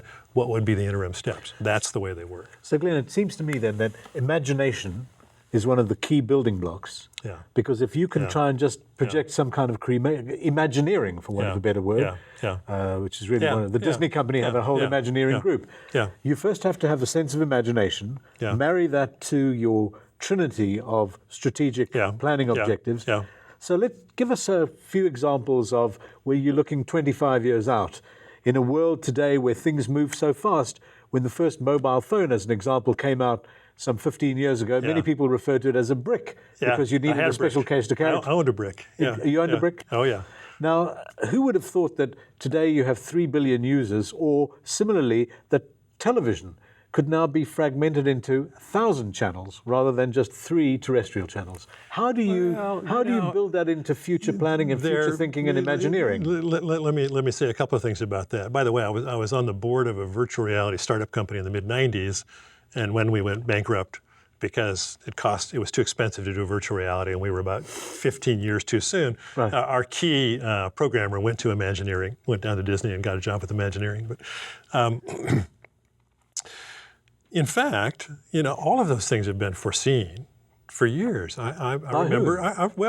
I can remember in the 1970s sitting with this space guy who was this mentor in a seminar that he was teaching.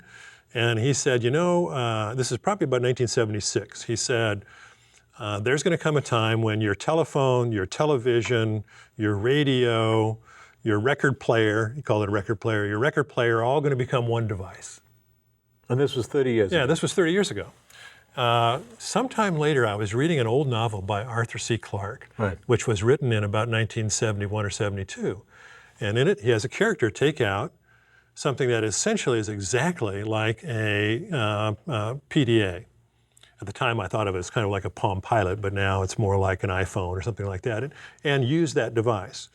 I saw the director of research. I was making a presentation at Microsoft to a group of customers as part of a program, and the director of research at Microsoft was also making a presentation, and he put up a slide that had 6 or so technologies from Star Trek.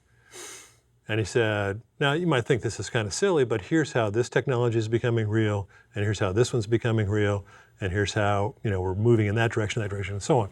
So imagination, strangely enough, often comes from the world of fiction.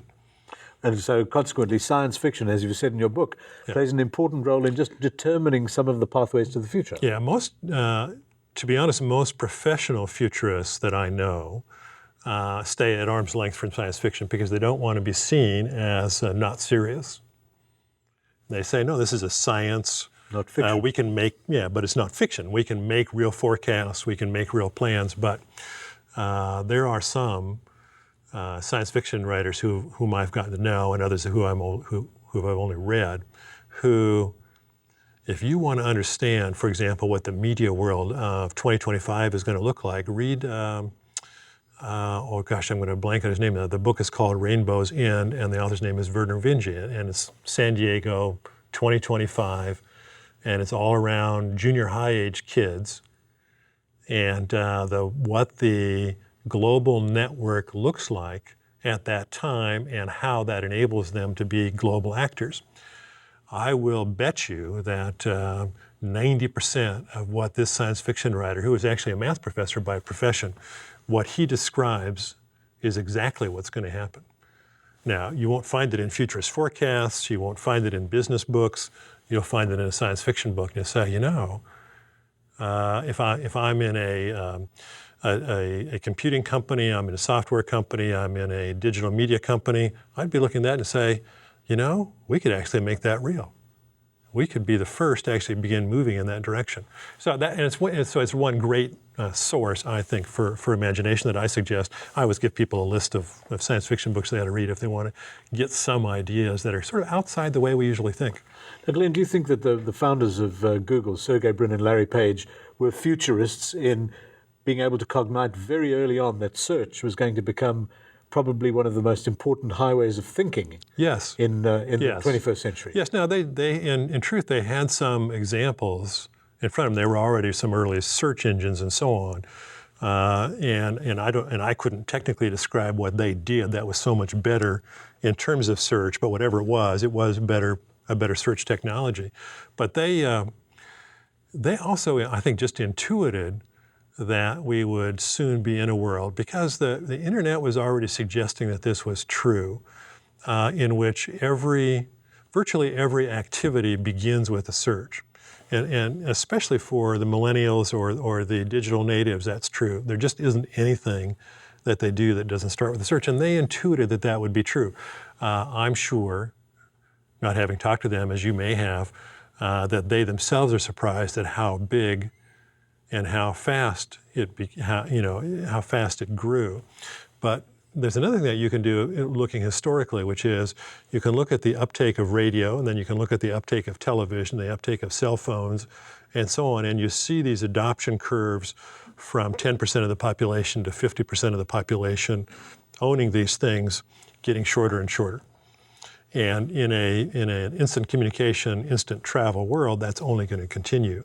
And so the global electronic village. Each new idea is going to be taken up more quickly, adopted more quickly, probably have a shorter lifestyle. There's another author. There's a Japanese philosopher, historian. His name is Yonji Masuda, and he wrote a book in Japan in 1986 called The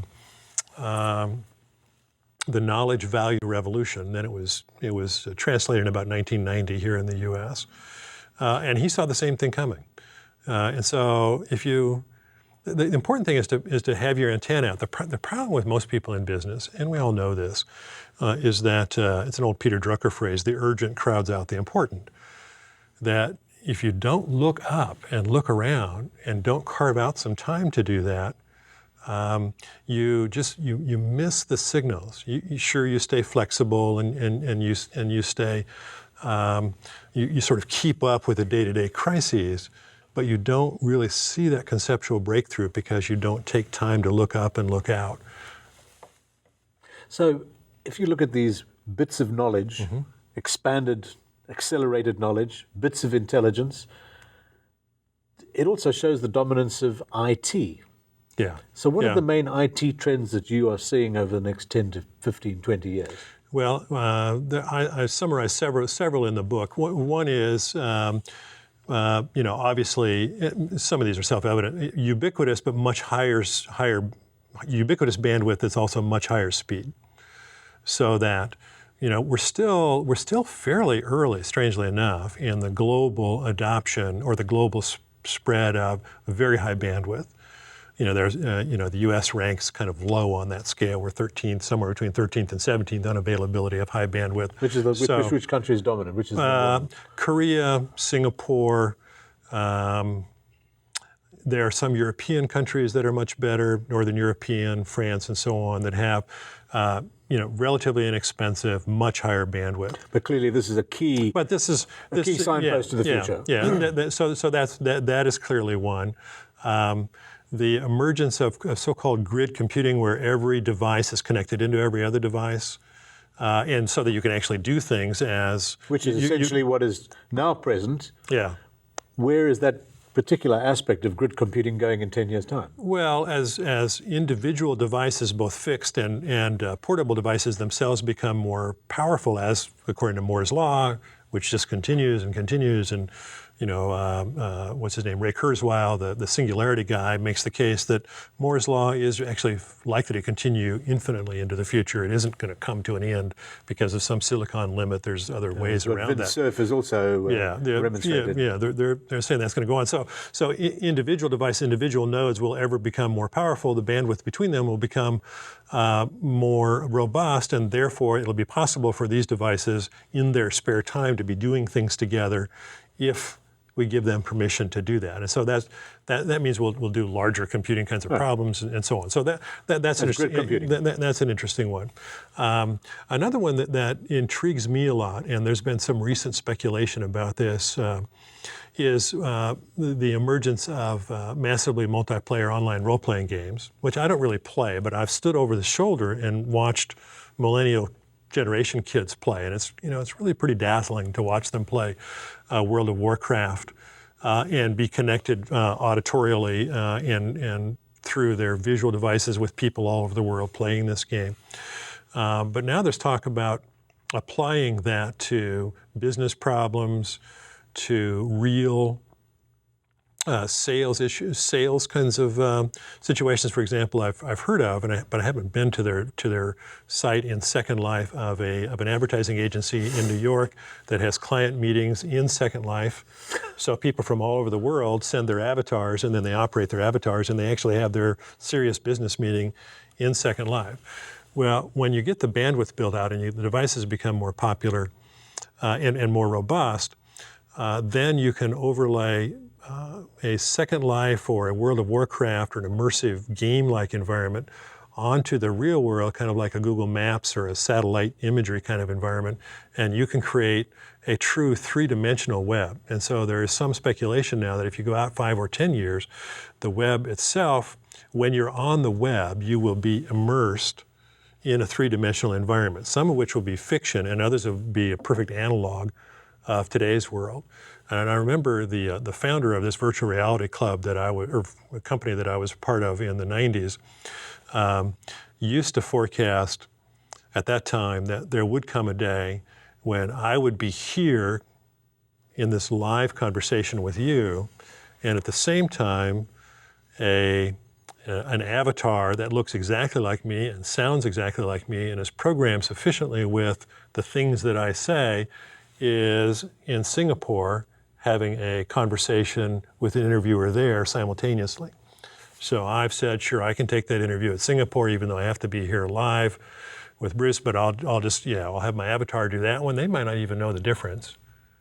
It might actually be the avatar of the interviewer who is interviewing me, and so I could be doing these multiple things simultaneously. Science fiction turned into reality. Yeah, and that still sounds fairly far-fetched, but look at Moore's law. Look at the ubiquitous bandwidth. Look at massively multiplayer online these games and so on, and then step out 10 years. So you say, well, I don't know if that's really going to happen in 10 years, but let's suppose that that's an attractive world. What would we do in our company to move toward that or make it more likely? So would a good example of one of these IT stanchions be the whole notion of GPS and what GPS has done? Yeah. Because from what was essentially a satellite technology has now developed into navigation systems in cars and location-based services for wireless devices. Yeah. In fact, that's one of the other IT trends that I talk about. Yes. What is that trend? Well, the connection of RFID, which is what? Radio frequency devices, tiny little devices that replace barcodes that are attached to everything that's made, every product, and that then send little radio signals to receivers that then go into the global network so that the manufacturer of every device knows where every device is. The advantage for you and me is that if our keys have a radio frequency RFID chip in it, then we should be able to look at our cell phone and identify in the house where we've put the keys because we can see it on the map because it's sending a signal. So that's a nice simple one. So this is the natural evolution of a certain technological path. So that clearly is happening, but then our computing devices, unfortunately not my iPhone, this is one of the oversights, and I'm not quite sure why they didn't put a GPS locator in it. I presume, well, it's partly because you can tell where you are on the cell phone grid anyway, but you assume that everybody will have a location-aware device that they're either wearing or carrying in the relatively near future. And so then the network can see where you are, where that device is, and give you messages relevant to that location. And there are all kinds of things that are nice. One of the ones we use all the time is the Starbucks locator. So whenever we go somewhere, my wife and I, particularly if it's in the morning, we like to know where the 5 nearest Starbucks are. You want to join the Caffeine Academy as quickly as possible. We do. And we happen to really like that particular coffee, partly because we got to meet Howard and all of that stuff. And that's Howard Schultz, the chairman and founder of Starbucks. Yeah. So, and that's a nice example of a location-aware device. I ought to be able to pick up my phone, and many phones can do this. The phone knows where it is, Starbucks knows where the phone is, and I just have to maybe even hit a single button, and it says, okay, here are the 5 nearest, and here's how you get to the nearest one. That's the world of, that's actually not the, of course, 20-year future, that's the 5-year future, or even 3-year future. And so location-aware services is another major IT trend that Moore's Law makes possible. What about biometrics? There's a lot of talk about biometrics, particularly in a much more security conscious environment.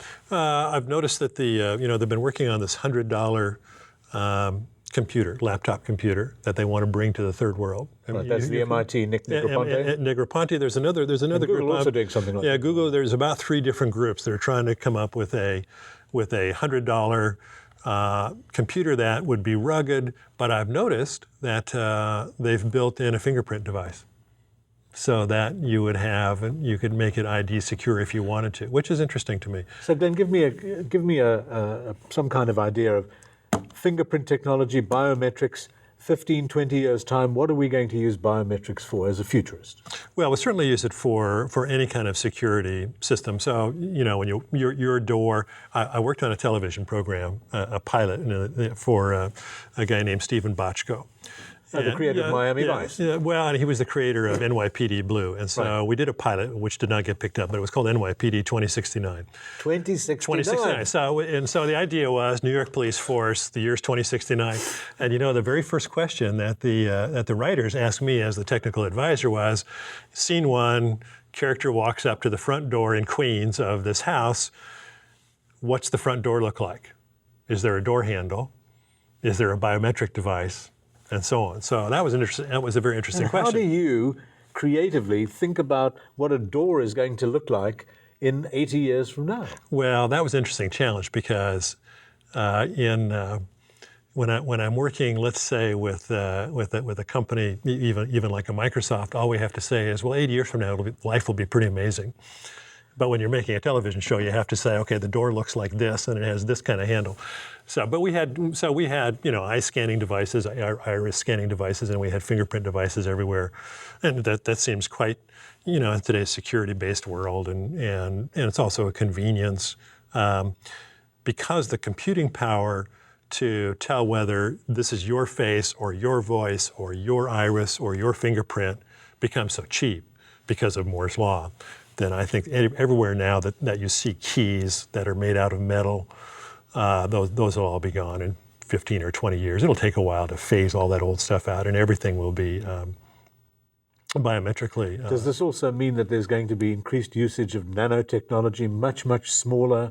This is an interesting debate in terms of this sort of 4 legs of a stool, the technologies which are really driving our world today: robotics, biotechnology, information technology, and nanotechnology. Which one really is the most important in shaping future life? The one that has the biggest potential, I think. You can make an argument about biotechnology because it could enable us to live so long, or to change to sort of speed up evolution, and that, of course, is a whole interesting subject. But nanotechnology, this ability to get inside of the atomic structure of matter and then to reshape matter at that scale. I mean, we've always reshaped matter by hacking away at it or by melting it and so on, but if you can actually chemically or mechanically grab individual molecules and move them around, then you can make things that not only are very small, you can also make things that are very big, like an elevator to space, but you can make things that are very small, but you can change the physical properties so that it does things that otherwise has never existed before. Give us an example of how you would try and use your foresight to just visualize what that might be. So you can make something for example, that conducts, made out of carbon nanotubes that conducts electricity. That's very tiny. It can take, and then you spray this onto a plastic substrate. The plastic looks like that kind of clear plastic you might have used in an old overhead projector. So you spray this material on there, and now it might be a solar cell, which is actually, of course, a major area of research. But it can also be what's called a phased array antenna. And if you go to an Aegis destroyer, you've got these large phased array antennas that can see over the horizon, and they cost about $1 million per square meter. But if you spray this nano material onto this plastic substrate, you can make it for about $100 per square meter. And so then you can put one on your backpack and have an antenna that sees over the horizon. And it's because the physical properties of these elements by themselves, when combined in this unique way, because you can do things at this molecular scale that we formerly couldn't do. This is only a decade and a half old that we can work at this scale. Suddenly, you discover, well, it's got this property that we didn't know was there. One other example, there's a company that's based in Reno, Nevada. It's called Altair Nano. Altair Nano. Altair Nano, very exciting company. Fascinating company because they've been in existence, a publicly owned company, been in existence for 30 years, and they came out of they were a spin-off of a mining company because they discovered how to process a certain kind of, see if I can get the chemicals right, titanium, and that made a very good component for paint. But they didn't think of themselves as a nanotechnology company. For paint? Yeah, for paint. So it makes it a better kind of paint. Right. Okay. Then with the ability in the last 15, 20 years to see into the molecular structure of this matter, they discovered that this particular lithium titanate, it's called, forms these little perfect spheres that mean that electrons can flow between them over much shorter distances because they can pack them in a different way than the rather sort of random crystalline structure. Then somebody figured out that, well, you could replace the positive pole in a battery with this lithium titanate, and suddenly you have a much more efficient battery. So now they've renamed themselves Altair Nano, and they're making this nanotechnology material, one of the uses of which is to put in a battery. So I visited them, and it's kind of like walking into a science fiction place. It's, on one hand, it just looks like a bunch of vats. In Reno, Nevada. In Reno, Nevada. And at the bottom of the vat are these bags, and into the bags flows, after this very complex chemical process, this powder, that each of which is a tiny nano-sized sphere of lithium titanate. Okay. Now, when applied to batteries, it means to what's the kind of battery in a laptop? Lithium-ion battery. So you change one of the poles in there, and now your laptop battery will last for how long? About 2 years, because you can recharge a laptop battery about 500 or 600 times before it's worn out its ability to be recharged. Right. Their tests show that their batteries can be recharged 15,000 times. They'll recharge in less than a minute. So it completely upends the entire concept of battery. They have built a bank of these that can run an automobile. I've driven the automobile, and you can recharge them 15,000 times, so that the battery pack would last for somewhere between 10 and 15 years. So you're not going to have to replace the battery necessarily in the lifetime of the car. And if you use a 220 large-scale system for recharging the battery, the car will go 200 to 300 miles on a charge and will recharge in 4 minutes. So Glenn, here you are tickling the tentacles of the future. As a futurist who can see where a pathway is going, and you look at the future, are you optimistic or do you see an apocalypse? Either one is possible. I used to think of myself as kind of wildly optimistic and kind of naturally optimistic. I do have a sense of some natural optimism, but you have to be sort of more grittily, determinedly optimistic in these days because the dangers are very great. There's no doubt that if you look at things that could really threaten us, from global pandemics to global warming that really gets over a tipping point and gets out of control, to obviously random acts of terrorism and so on, it's hard to be just Pollyanna-ish But at the same time, there's the opportunities to invent, to connect globally, to do things in new ways have never been any greater than they are today. And so it's all a matter of what kind of future do we want? And so I spend my time going around to people trying to encourage them to ask that question. What kind of future do we want, given all the possibilities, and how can we move in that direction, and encouraging that to be a positive direction?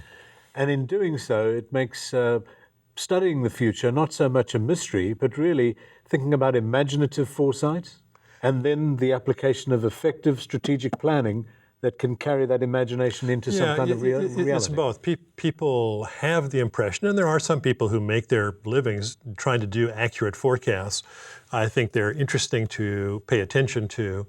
Everybody knows there's a limit to how accurate any forecast can be. So the question is, you try to understand the future context, and then you ask two things. What does that future context tell us we ought to be getting ready for, or preparing for, or learning about? And second, what direction do we really want to go, and what does that tell us about what we ought to be doing in the near term? And from that, the future creates the present. So as Benjamin Disraeli, the famous British Prime Minister from 150 years ago said, information is power, but in today's modern environment, knowledge and future knowledge is even greater power. Yes, I'd agree with that. Glen, thank you very much for being part of Future Talks. And Glen's book, Turning the Future into Revenue, has some very, very interesting insights that would certainly be beneficial to anyone watching this particular program.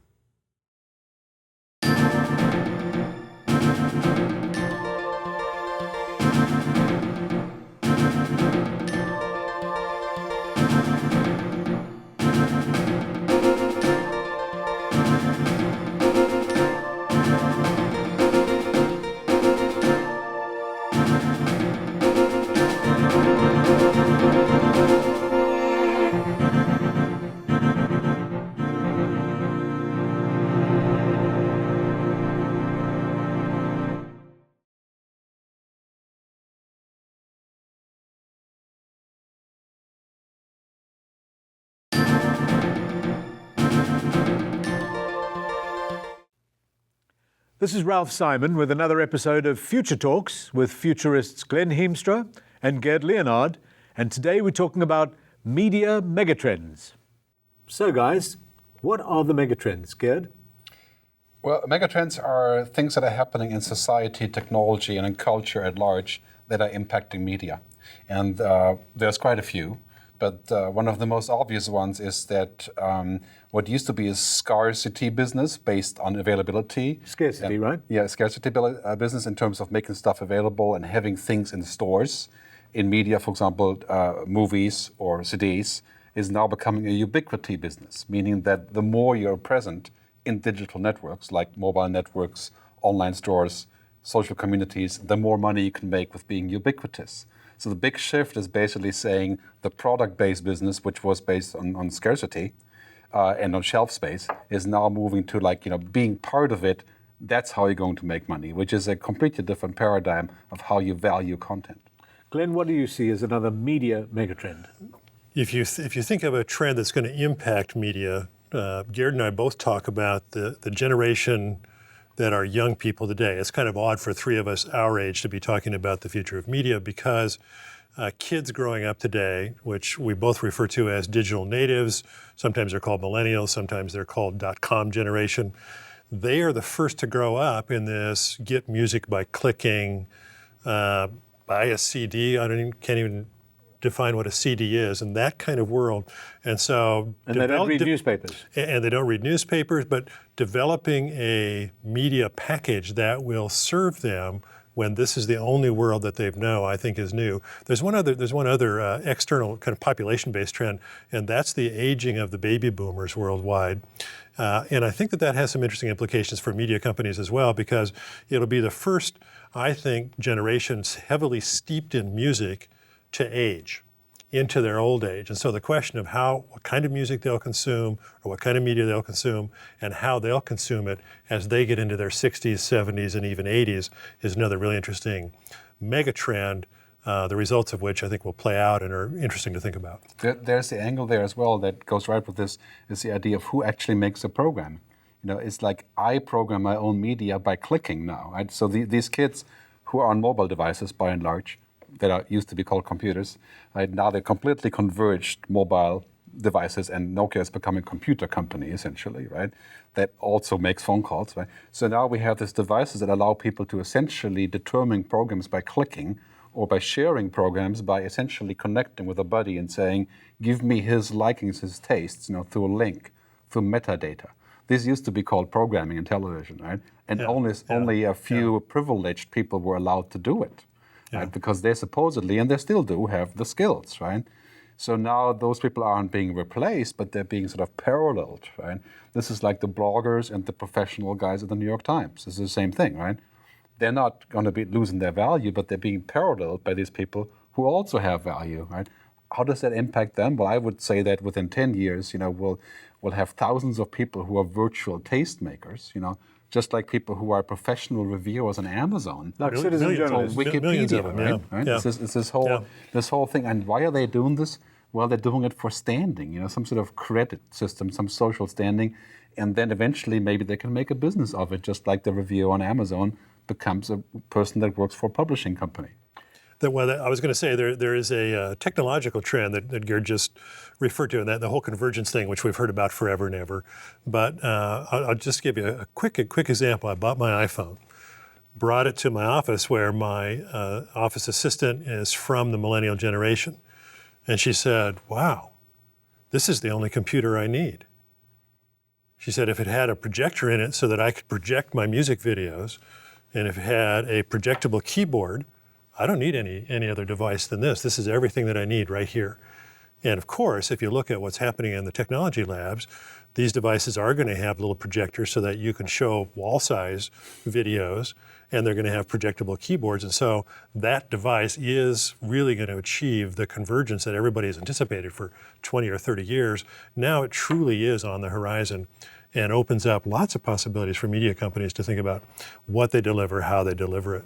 And let's think about how these prices are dropping for these devices and what that means for so-called third world or underdeveloped countries. Basically, at a certain point, this device is going to be free, right? And why will it be free? Because simply the networks operating with this device will give it to people to have more value on the network, right? So just like the $100 computer is going to result in a lot of business for associated areas, it's cheaper to give them the computer, right? I mean, why would I be a company like Vodafone or Orange and not pay for the music to be in the network when I'm spending $400 to acquire a customer to be on the network in the first place? I may as well pay for his music. So here we have a complete shift also of the copyright paradigm, right? Because it used to be that you would say, well, if you make a copy, it costs you more than to watch it. Right. And this is completely gone, right? This is a mega trend that we're seeing absolutely everywhere. The access to this content, be it on my wristwatch or on the screen or on any sort of mobile device, is almost replacing the idea of a copy, right? So the whole copyright community is moving towards a usage right, which is a license, a new type of license. And I think this is a fantastic development for the copyright owners, because being paid for access and also bundling it into other services and upselling and getting data back, right, means I get cut into the value chain everywhere. I don't just get to sell little pieces of plastic, which obviously don't scale and cost too much. Glenn, give us your view on any trends you see with newspapers and the future of newspapers. Newspapers are a very complicated story, and newspaper people ask me all the time where they're going. There will always be a desire for news. So the only question is who produces that content and how is it consumed. Quite clearly, paper itself is going to disappear, although it's still a gradual process. Everything takes, in that kind of transition, seems to take a lot longer than people would have imagined. The challenge of news organizations as they exist now is the users as news producers can do it so much more cheaply than paid news people. And I don't really know how they're going to work that out, of how large the professional news cadre can stay in the face of really volunteer but very high quality news gatherers who can either for free or for very small payments put stuff up. So we will see sort of international news organizations, I think, shrink. And I'm not all in favor of that. I don't think that's a great thing. In fact, I think one of the 24/7 news thing has done as much harm to society as it has helped things because of kind of what it's done to values about what's important and so on. But the newspapers themselves they're on a downward trend, and I don't see any way out of that for them. What do you think? Newspapers, simply speaking, I think they will become multimedia companies as well. I mean, the New York Times is pretty much on the way to that, right? Now Walter Mossberg has videos. Right? Walter Mossberg from the Wall Street Journal. Oh, sorry, yeah. I meant the other guy who's doing the digital thing at the New York Times. Essentially, now all these medias, radio guys are becoming TV guys as well, because radio stations are now making movies as well and offering that kind of content. And newspaper organizations will add video as a default. I mean, that's going to be a total standard, right? So now you have text feeds, showing up on your reader or something. You will have video feeds, which are basically television, right? So this complete convergence of this is just a question to me, as in terms of the positioning of these companies, a question of trust. Who do I really trust? That's exactly right. Because so what the crossover point between the professionals who are working for one of these now multimedia companies versus, let's say, somebody who started a blog but now has hundreds of thousands, if not millions of people a day coming to that blog, have they become a professional, a news person, or are they still an amateur, even though they're making lots of money because advertisers are pouring money into their blog? Are they now a professional journalist? That debate, I think, is one there'll be a lot of fights about that over the next half dozen to a dozen years. And as it plays out, sort of who gets trusted and who doesn't get trusted will become the issue. And people have been talking a lot about how the web is going to be so much based on trustworthiness as a criteria for whether you're worth listening to or worth paying attention to. What do you think about the notion of local content? Do you think that that's going to become more and more pertinent? Localized content? People's local environments? I do. I think absolutely, because the tools are going to be cheaper, as Gerd pointed out. People who have not had a lot of access to this in a global sense will be very excited about producing lots of local content. They know the local stories. And in some ways, if you watch what's happening in the U.S. in terms of local news gathering organizations are shrinking as fast as anything.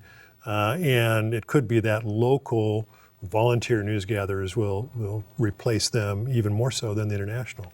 Well, I think this is all about relevance and context, right? I mean, like any media, it can be completely irrelevant and I wouldn't care, I switch the channel, but, we're going to have 8,000 channels of television and we'll have 10,000 top bloggers that I could pay attention to. It's a question of what is relevant and what has the right context. Because, for example, there's 62 million songs out there published, right? What is relevant to me and what has the right context? That's what media does, right? It selects the context and the relevance. It's like a curation, right? And to be a curator, it's not enough to know 5 songs. You have to know 50,000 songs, right? And that's where the border to the professional becomes established.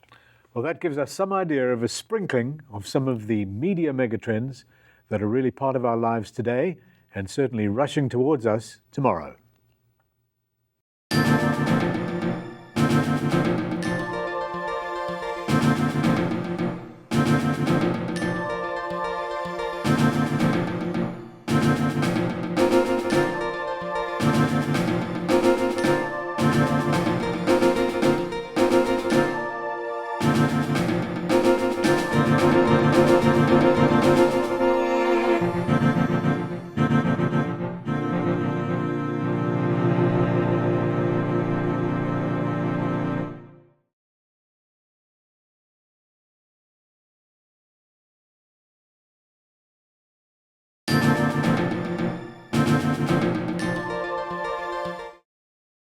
This is Ralph Simon with another episode of Future Talks with Futurists Glen Hiemstra and Gerd Leonhard. And today we're talking about technology versus copyright. What does the future bring? Glen? Well, technology is challenging copyright in that everything is copyable. Everything exists essentially as a set of ones and zeros now. And therefore, the idea of copies in the old sense of making limited numbers of copies and so on is throwing everything up in the air. And there's a person named Larry Lessig who argues that the trap we're falling into is that in previous times when new copy technology got invented, let's say like videotape machines, there was a period of time in which the technology was allowed to kind of play out before rules were finally decided on. And today we're rushing too fast to trying to stick the technology into old rules and instead of letting things emerge. Now, Larry Lessig is the guy who developed the Creative Commons. Gerd, what do you think is the essential issue of technology versus copyright? Copyright, obviously, the implied right of the creator. There's a couple really important points here. I think this is really crucial because it impacts everything we do in media. One is that the computer or a computer is a copying device by default. That's what it does, right? That's what it's supposed to do. And the internet is essentially like a giant network of copying devices, right? And so the idea of saying that a copy is something that you pay for while the performance, which is broadcasting, is essentially free, that has been tradition in the past, right? In music, you watch television, which used to be free or is free to a large degree, but then when you buy the video, you pay for it, right? So the very definition of a copy versus a performance is evaporating because the performance in the computer is a copy, right? This sounds kind of technical, but anything that comes down over the network can be and is saved. But the copyright is also the intellectual property that has been created by an individual and is the way in which you can actually preserve and protect the rights that are implied within that piece of content? Yeah, and as a writer, it's an interesting one to think about. What do I really want to preserve in terms of this is mine, you don't have any right to say this, you don't have any right to do this. I remember being served papers one time by somebody who said, you cannot use this phrase anymore. And I said, well, wait a minute, I was using that phrase 10 years ago, so you're the one who can't use it anymore. But that whole world, that whole interchange seemed very strange to me, like how far should that go? And to me, that is very much up in the air. And the phenomenon of the digital native generation, this large group of young people born in the age of computers, therefore in the age of owning a thing that is itself a copying device, is one, if you look at surveys of the way that they work, they don't even recognize that this should be an issue or is an issue. The idea of using this and then being told that is quote unquote illegal, it doesn't make any sense to them. And I think that's an indicator of how confusing in this new network world that we have the issue of copyright law is and has become. Well, technology has always been a major disruptor of everything. I mean, starting with the railway, as opposed to using horses to get around, to the telephone, to electricity, right? It's completely disrupted everything. I mean, the way that music could initially be consumed is you go to the concert, right? There was no other way of getting music, right? Then it was recording equipment that completely evaporated this idea of you got to go there to get it, right? As many people have quoted, sort of controlled with your feet, the distribution of music. Now it became electric. And so basically this whole development has always been the same thing, is that first there's an enormous pushback. You can't do this, you can't have radio. Radio was illegal for a long time, right? It wasn't licensed, wasn't allowed. Cable TV was illegal. The Xerox machine was illegal, right? And in some cases, the fax machine people fought over. So then when it became part of industries, it just made the whole thing explode. And the laws were changed or amended or new ones were added, right? So I think we're looking at a very drastic shift right now, that the idea of copyright obviously is very useful and very powerful for the creator, but really what matters is the usage right that has to be monetized, right? So while my content is being used, I don't care if you quote on it or if you change it or if you color it red, you have to give credit.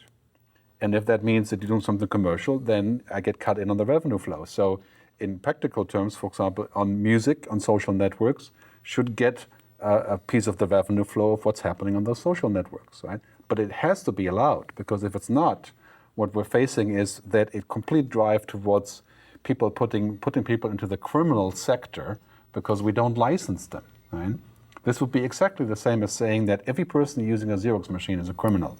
Mm-hmm. Right? And this kind of definition, that's a definition that will not eventually will not be sanctioned by the courts either, because it basically makes every single person a criminal. That's what we have now. every single person downloading music, which pretty much everyone is doing in the age of 10 to 20, is a criminal. Glenn, with all of the new technology and new technological platforms, the ownership of those platforms is vested usually in large companies or the creators that make the programs. Right. The question of copyright and the ownership, open source computing has changed a lot of that, where there is a movement that wants to democratize the accessibility. And it's been, and the open source movement, of course, has been very successful in terms of spurring creativity and sort of just relaxing the sense of, let's say, danger in trying things. The concept of usage rights that Gerd referred to is one that I think makes sense as a future framework to use. And that might mean that when you buy a device, built into the price is some payment that you make that gives you the usage right to anything that can be copied through that device. It might be other subscription models as well, but that's about the only model that I can come up with that really makes sense. Open source as applied to various kinds of software domains, hardware domains, also is one that I think is only going to gain, because otherwise you're in this constant fight between owners and pirates, owners and criminal 10-year-olds and so on. And it's sort of a lose-lose as long as you're in that game. But if you can move past that into some kind of usage rights, then you can create a win-win where there's a lot more creativity and potentially more revenue stream. This is where the Creative Commons license makes sense, right? If you're in an early stage of development as a writer, musician, or filmmaker or so, you may want to donate, in parentheses, put your content into the pipeline in return for the exposure. Just like on Wikipedia, you contribute until a certain point somebody says, wow, you're number 2 on Wikipedia, maybe we can hire you. And then you're off to something else. So Creative Commons makes a lot of sense there. At a certain point, you want to convert that into a more of a monetization approach, right? So it's different for different levels of artists, right? And I think the law and the practice of the law has to support a gradient, right? So that it's not everyone is forced into the same, right? If I want to assign my rights to the public and say, do what you wish with this in return for the link back, that should be just as legal as if I'm saying I don't want to give it to anyone, except for one obvious thing that's obviously happening is as soon as I release something that can be digitized, that's apart from a sculpture or something, it's going to go out there. So we need a default license, for example, for the use of music on digital networks. There has to be a default license. Otherwise, you don't sustain the copyright. You can't, there's no way you can sustain it just by mere threat of litigation by saying that, you are using it now, so every single person becomes a potential lawsuit, right? So what you have to do is you have to say, here's a standard license for the use of this music on digital networks, and that's available just as if you were starting a radio station. There's a default license you can use. You don't have to argue about it. Right? So the reality is that copyright is a construct to protect the artist's rights, and that has to be maintained, of course. Right? But the practice of it has to lead to an arrangement of licensing that is easily available. So you don't have things like YouTube, right, where essentially you build a huge audience without any licenses whatsoever, because there aren't any you could get. Right? I mean, the fault of the music industry is by and large is there are no licenses you can get. You want to be legal? It's not available. So you just got to shut down and go away. And Glenn, the same thing applies obviously to patents and the development of new technologies and new processes, new business practices. Yes, and as a matter of fact, it seems to me that just recently the U.S. Patent Office tightened up some rules about that, so you couldn't get patents quite so easily, because people have been racing to stop things. If you just pay a little bit of attention, it's amazing how more slowly we are developing certain critical things because patents are too easily granted, or they're, in my opinion, longer than they need to be. I know about lead times and about the need to recoup all that investment and so on, but I think more liberal usage laws, even in those areas, would lead to faster developments, and again, to a kind of positive feedback system that would generate more ideas, more revenue, and so on, than trying to always lock ideas down. In creative terms, music, television, filmmaking, book writing, I think the future is clearly going to be a reduction of the length of copyright, with a much bigger boost in the beginning, because digital technologies will give me instant access to those 3 billion people using a cell phone. So if I want to make 100 million, I can probably do it a lot quicker. So there is no point in extending my copyright to 100 years. I mean, I think we're going to look at all reality. Right now it's 75 years life of the author, I think in Europe. That is going to probably be reduced somewhere in the neighborhood of 25 years. And I think that is, I would support that as the right move in the right direction. And even that's kind of long when you think about this, the speed of change, the generational shifts and so on. Even that seems like it would be sufficiently generous that by 25 years from now, these ideas are going to be so obsolete, except the ones that are really classic, of course, and then you want everybody to have them anyway. And if you can't recoup your let's keep in mind, money not, in 25 years, that's plenty of time. Keep in mind that it's not the artist who's asking for this, but the representative of the artist, because they are the ones monetizing it, right? So the artist knows, I mean, just ask Bob Dylan, right? The artist knows what it takes to create new content, which is old content. That gives us a good window view on the wrongs and the rights of copyright.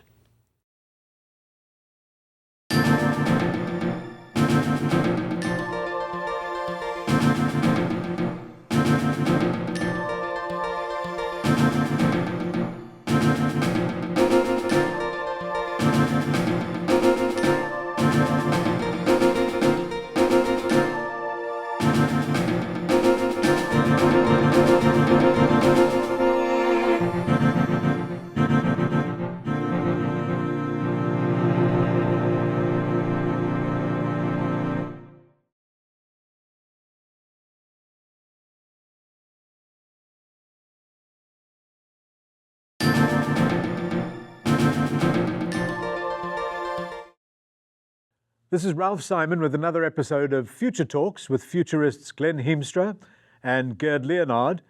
And today we're looking at what is beyond Web 2.0. Glen, give us your wisdom on the subject. Well, I want to jump way ahead, and I want to talk about Web 3.0. And in fact, people will probably be so tired of the number 0.0 that there won't be a Web 3.0. There'll be some other name for it.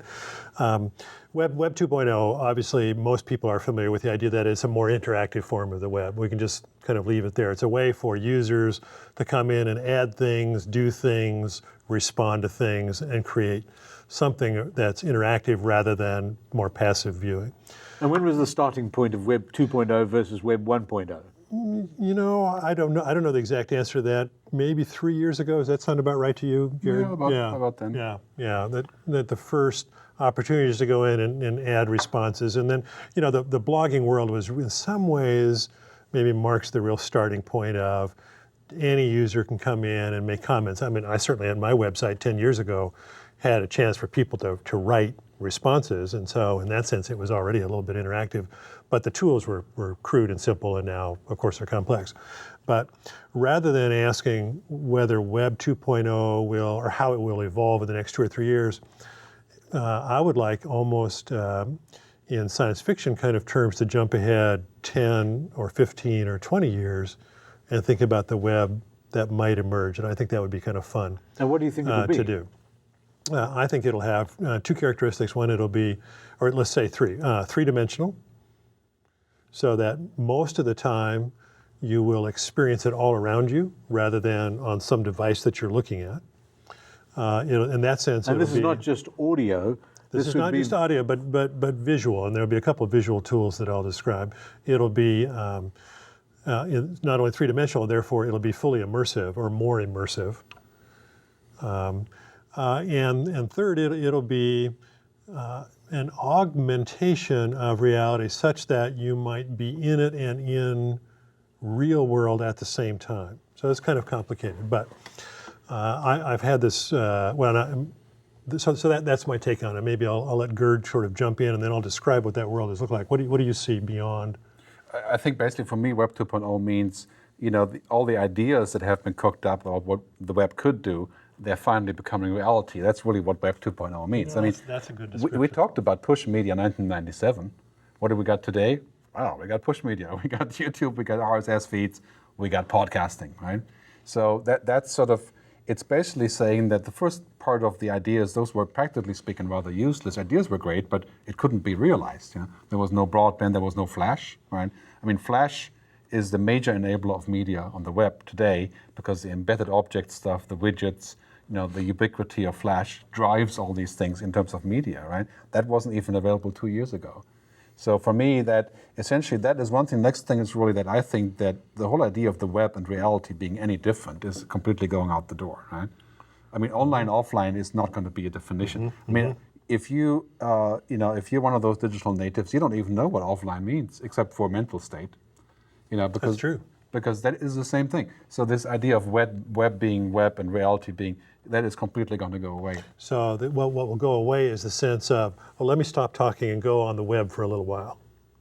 And instead, yeah, you go like this and you pull up information, And literally that's it. So you're going to describe some of the... I'm going to describe, some of the tools, and many people are familiar with these tools and have seen them either in television shows or seen them in labs that they visited and so on, or at least have heard about them. But let's take augmented reality glasses, which now are pretty crude sets of television screens or virtual retinal displays that can paint an image onto your eyeball and a camera that looks forward, so that if you have one of these devices on, I could be sitting here with one of these devices on and I could see you, and I could see a computerized space which still looks relatively two-dimensional.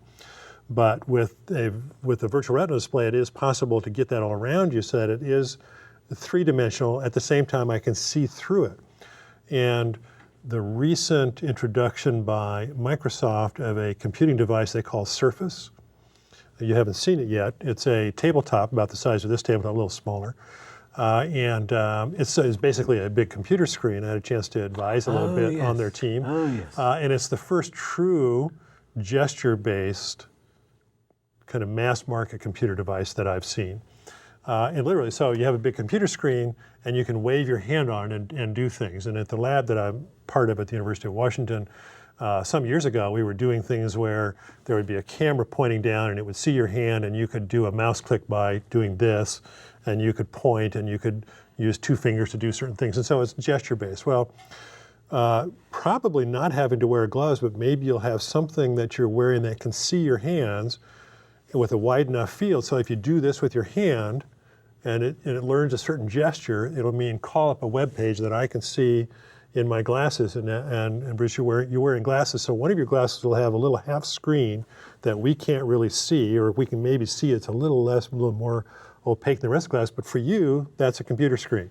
So if you went like this, there would be an article that you want to refer to while you're in this interview, or something much more immersive. And then recently I've read about, have not yet really seen, some work to try to interlay Google Earth with a program like from Linden, like Second Life, so that the fictionalized, three-dimensional Second Life world becomes the real world in real time, so that then I can go into that world and do things that are real in that world, even though it's a digital version of the real world. And you just step out the computing power, the bandwidth power, and so on. 5-10 years, the generational issues is kids who have grown up with all of that find that that's normal life. That's not weird. That's normal life. Then we'll look back at the internet that we've had till now and we'll say, well, it was a little better than reading newspapers, really not that much better. I totally agree. I think the impact on media on this is going to be absolutely humongous. I mean, if you think about what that means, is I can pull up a link, basically out of space, from the surface, and that will play the entire program of Twilight Zone or whatever I've picked there, as a link, And this actually goes back to the conversations, about media. Is in general, I think this is really about the data. The important part here is the data, and also the security of the data, the privacy of the data, and the keeping of the data. And that is the value also for advertising, right? Which basically means I share some of it, and in return I get something back, right? Mm-hmm. So, Glenn, this all sounds like Star Trek. Is this stuff that is eminently real and tangible? In fact, it's frequently compared to, or I've seen it compared to, let's say, I've seen it compared, for example, by the director of Microsoft Research to the holodeck in the more recent versions of Star Trek. And we were creating fully immersive virtual reality booths in the 1990s is a company that I was a part of, and it would have, we had 2 walls and we had ceiling, we had floor, and you could go then be inside that, and then each one of these things would be a projector screen, and you could float down the, the Grand Rapids, or the Grand Canyon, or you could go over Niagara Falls and do various things. And that was kind of almost a holodeck-like experience, but it was way too expensive to do, and it was relatively crude. And that's where we're headed. It won't be quite that. It's not going to be a holodeck, not in our lifetimes. But it's going to begin to have that kind of feel of being able to walking down the street. Let's suppose you're walking down the street in Manhattan, and you pull up or you call up into a device that you're wearing. Maybe they're built into contact lenses. Let's say you're walking in Manhattan and you want to know what's 10 blocks ahead. Well, one of the things you could do would be to call up on your device and look at some camera version, but you could also in this space make a gesture and suddenly you're floating above all the skyscrapers and looking down at it yourself using, say, a Google satellite view and see what's there, as though you suddenly became a floating person or a flying person. And that's not at all out of the question. Maybe coffee shops will feature in this feature as well, because you'll be more propelled. Yeah, and it sounds at the one hand just really crazy science fiction. On the other hand, it kind of has a certain allure to it. And then if you've grown up with always being connected to the digital world and not really sensing that much of a separation between real world, digital world, it seems like just kind of a logical extension. I mean, going back to the Web 2.0 thing that we have today, I think this is extremely exciting developments that companies do stuff like Ajax or Flash-based environments, where you can do all these things that were discussed 10 years ago. Now, especially in media, that's really driving a whole different way of how people access media, how they share it. And one thing that media business has to learn, of course, is that the sharing of media is completely built into Web 2.0, right? I mean, it's entirely based on sharing. So as Don Tapscott has written in his book, Wikinomics, Good book. There are lots of companies have spent all their time building walls, and those are the ones who are crumbling. And lots of really good companies have spent all their time taking down the walls and basically creating a mechanism to share, like Google has. Right? So we see now the market value of Google and other companies, way surpassing that of Warner Music Group, for example. So there we are, Web 2.0, interesting observations about the pathway and the flight path to Web 3.0.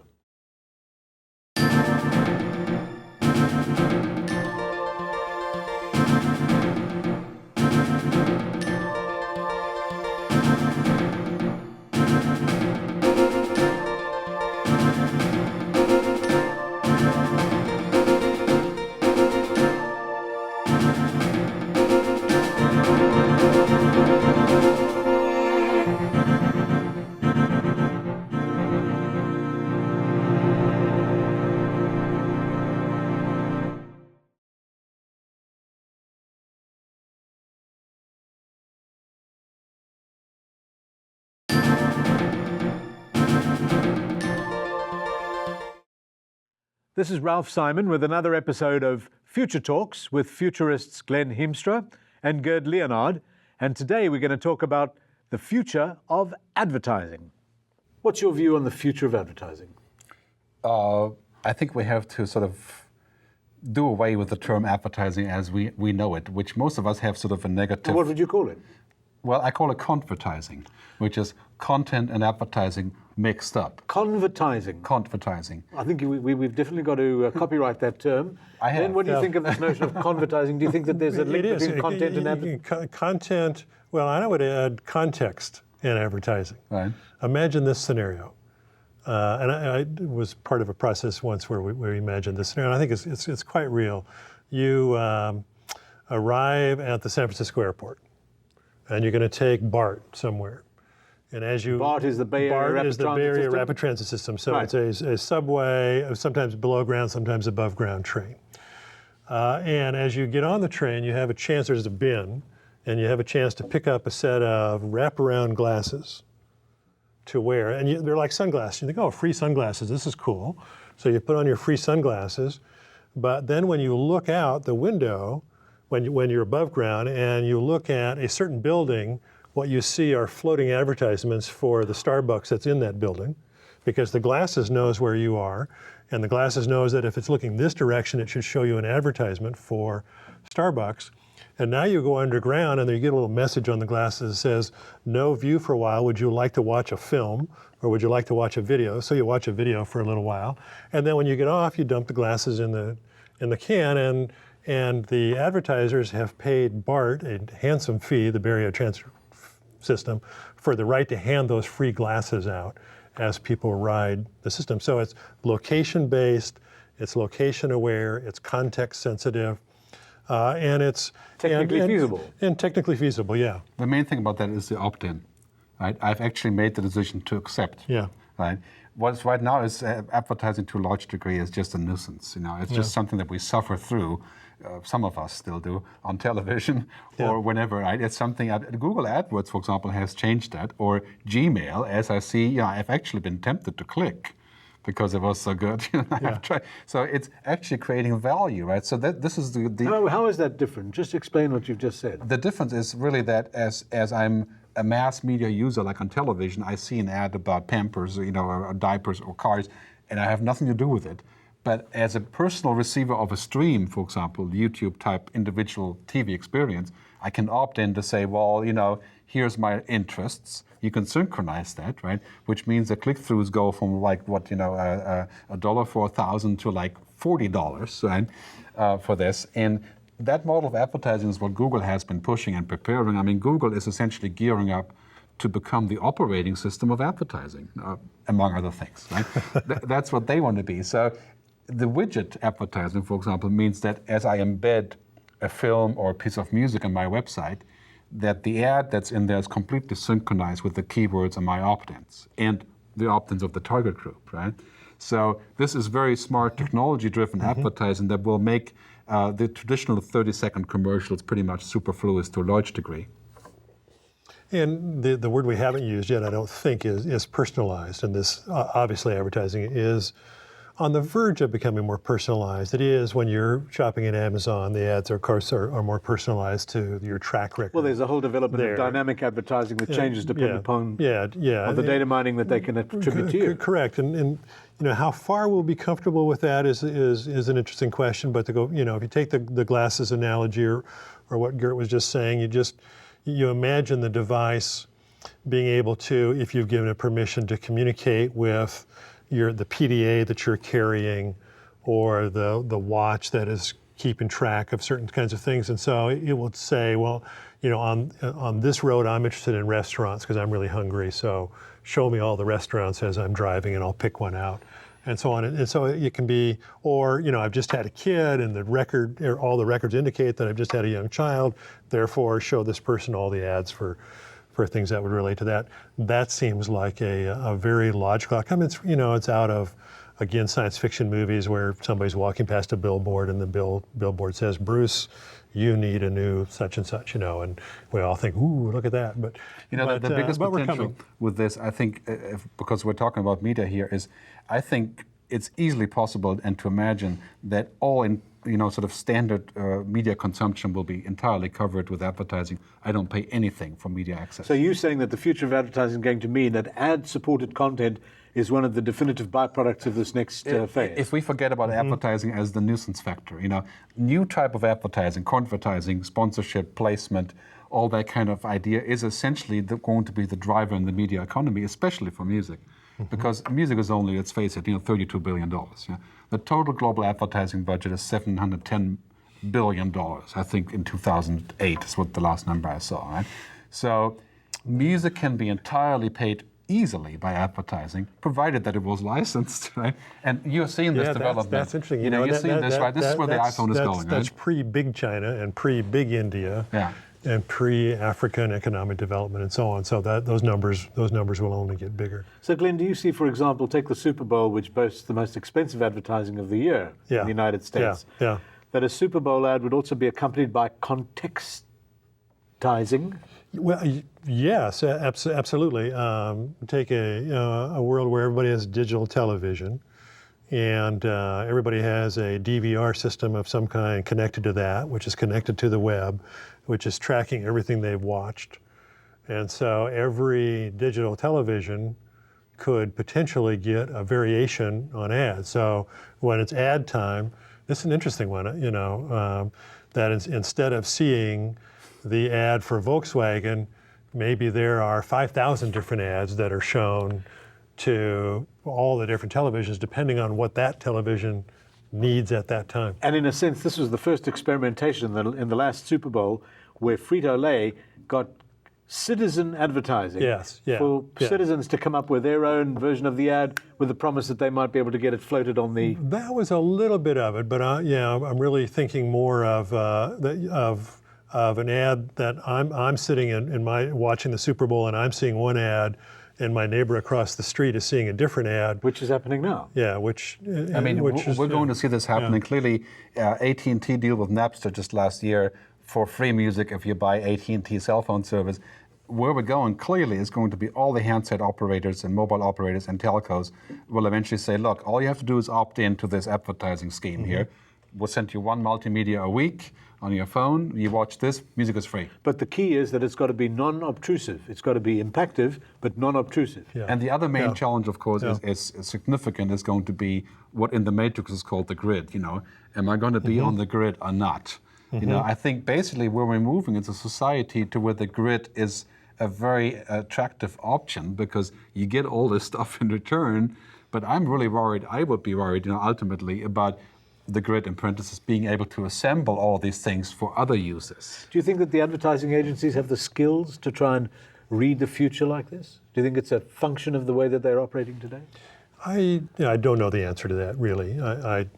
So I would say probably some do and some don't. And they're, obviously they tend to be creative people, and but they may be a little short on that kind of long-term technological vision. Right. And then of course a lot of it is timing. We can see things. In some ways, we can see what it's going to look like more easily 5 or 10 years from now than we can next year or the year after, because of the technology cycles that are happening. Gerd's thing on who will have access to and use this information, my working assumption is, for better or worse, people hate this, but that if it exists, then government agencies are going to have access to it at some point, unless the world really changes in terms of perceived dangers and their therefore desired powers of government to see things. But we're clearly moving in a world where you just have to assume that everything you're doing is transparent and be as comfortable with that as you can be. The chairman of one of the largest ad groups in the world has spoken about the new mission of advertising agencies is to try and protect and extend the DNA of the product. And the reason being that if the public believe in and have a reliability in a product, and you can keep reinforcing what the core DNA of that product is, that is the way that you will breed customer loyalty, brand recognition, and brand reinforcement. But of course, the biggest challenge there, it's a lot easier to create that for a mass, looking at the lowest common denominator. Right. So you put up iPod posters all over, which have cool art and stuff, and they appeal to lots of people. But to cover niche markets that you may have nothing to do with, in different media that using different formats, using different creative, that requires a whole different way for the ad agencies to come up with the goods. Right? In other words, that's not as mass, not as huge, not as expensive. Right? So to come up with that creative, I think there'll be lots and lots of people will create the creative work for these ads in the community itself.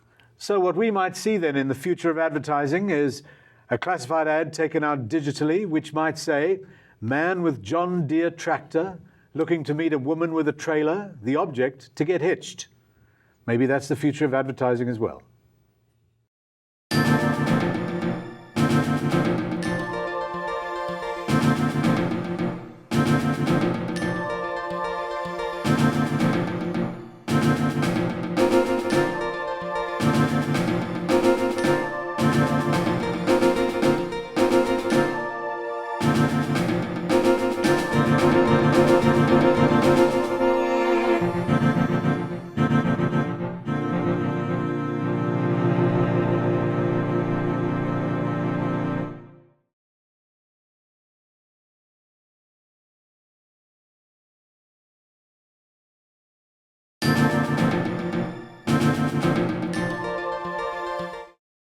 This is Ralph Simon with another episode of Future Talks with Futurists Glen Hiemstra and Gerd Leonhard, and today we're talking about commercial culture versus shared culture.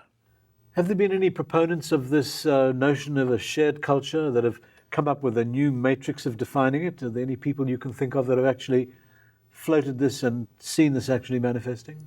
Well, I think, of course, the most prominent proposal in this regard is the Creative Commons movement, which I use a lot when I publish blogs or white papers. That's Lawrence Lessig from the law department at Stanford University. Right, creativecommons.org is the idea of saying, okay, at a certain point I may wish to publish and have other people have free use of it, including adaptations and things. And in other cases, I may not want commercial use, so I can assign a separate, it's like a brand, like a tag to it. So it's almost like a flexible usage right, depending upon what you, the creator, determine, versus what the media companies or the bigger companies like to control your participation. Yeah, the danger, I think, is clearly as follows, is that it is possible now for content owners to sort of assert their copyright in technical ways, like copy protection, but also in practical ways of like suing YouTube and in identifying, any song that plays on the web, about 2 seconds will allow me to identify it. So in theory, I can put this filter on and say anything that's from me, not allowed, right? And a lot of people are starting to do this. In fact, I think there's a recent report on Wired surfaced that YouTube has a company that's spending $100,000 a day on filtering content by hand, manually, like a police that they have employed. Right? And a technical tool would be easy to develop. Right, and those things are now starting to surface. Now, if we play this out, it could very easily mean that 2 or 3 years from now, everything that's out there on these networks is somebody's definitive property. Right, somebody who is claiming rights for an image, claiming rights for a stream, claiming rights for a text, a patent. How can you police all of this? It's impossible. Yeah, right. So basically what's happening is that we have to, at a certain point, we have to say, there's a public process here, right? That is, I wouldn't call it public domain, but it's fair use, right? And as what's happening, of course, especially in the US, is the fair use is being chucked, piece by piece by piece by piece, further and further, in the sense of all the companies who own, in parentheses, the rights to the content, asserting the right to maintain it longer. While, of course, this is an immediate sort of shock reaction to them. So, saying you can't use my videos on YouTube, this is all I think it's all going to revert to a place to where these companies say, we're going to allow it if we get cut in. Because that's the commercially viable way, very much like radio or the copy machine or the levy for CDs in Europe and so on and so on. Glenn, have you got any views on this subject? Well, this is a story. This is a true story. About 2 weeks ago, I got a phone call and an email from somebody who said, are you aware that a corporation who I won't name has stolen the future? And he went on to say they've trademarked the word future. How can you possibly do that? I don't know. And I'm a little bit skeptical of it, but that they're going to try to prevent anybody from using the word future in any product or any website. Of course, mine is Futurist, so I have a little safety there. But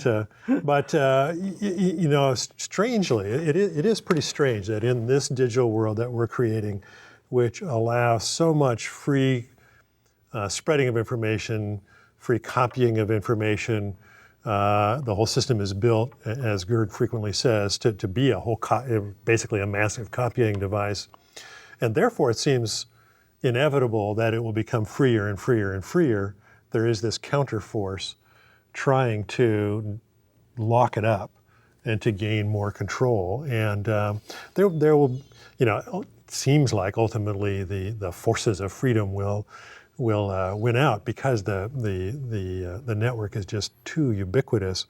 But a lot of unnecessary legal battles, money spent, and so on are going to be fought about trying to figure out what is the Creative Commons and what is legitimately owned for a legitimate period of time so that you can make your dollar off of it. I mean, it's quite clear, I think, to most media companies and most people in media now is that the real money is in sharing. Yeah. Right? Because if you look at what's happening, all the stuff that's driven by sharing is absolutely explosive. Yeah. right? And Give us an example of what you mean. well, I mean, in a sharing economy, for example, if you look at all the stuff that isn't licensed in music, like iMeme wasn't licensed or isn't licensed, iLike or Last.fm or Pandora, who were licensed under compulsory provisions, but not really in that sort of larger ballpark. All these are taken off very quickly, while the ones that were licensed and therefore restricted have not. Right? So it's becoming a handicap in the current system is to go after the license that exists because it restrains the user from doing what they want to do. So now you have thousands of companies who are constantly violating, including, of course, YouTube from the very start was in complete violation of just about every rule you can imagine. Right? And they got out the gate early, which was good for them. But in general terms, I think what this means is that I think everyone who's in the media business today is trying to figure out how can we let people share, sink our hooks into that process, sell stuff based on this, be part of this overall mechanism, right? Which basically means is that you have to define a licensing structure that sits on top of what people do rather than what you want them to do. So this leads to more accurate data mining as one of its byproducts. Absolutely. It's a huge business to do that. As a comparison to my next book, The End of Control, I've decided to make that a blog, right? Because for me... So you're not going to, in other words, you're not going to publish this as a printed title? I've had offers and we've had discussions. I decided that for a lot of reasons, but by and large, because I want to share with people, and it's a process that's very timely. I want to roll this out as I have it. And the financial benefit of the book, as a printed book, is in no comparison to the financial benefit of rolling it out the stuff right here. Right? I mean, that's a really interesting question because I'm. This diverts us a little bit. So Gerd's going to do a book, and he's going to do it as a blog, which has the advantage of getting out probably to hundreds of thousands, or millions of people faster, and you'll generate a lot more activity.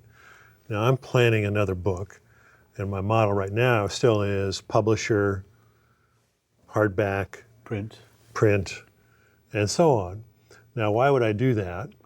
And I do debate whether that's a good idea. And then blog the book. And once the book is out, then blog about the book so that people can get into an interactive process about the book, but with the book out. The reason I am still thinking about doing that, there is a certain credibility that goes with the book, but there's also certain longevity, which is it's a whole nother topic, I suppose, and we could do another show on this, and I get asked this, what is the historical longevity of the digital archives? I had an author with whom I was working on a television show, and he writes a lot of books, and his wife said, "Why are you wasting your time on this TV show? 100 years from now, nobody will ever remember that TV show, but your book will still be on the shelf. Write your next book." And that's the question of blogging a book. If it's never turned into a book, will 100 years from now it be gone? And maybe that doesn't matter. Well, Glen, as a futurist, what is going to be the view about shared content going forward? What do you think? Where do you think this is all heading? By shared content on whether it should be shared or whether it'll last a long time. Whether it'll last a long time? The answer is nobody really knows because the medias that we're producing have limited lifetimes.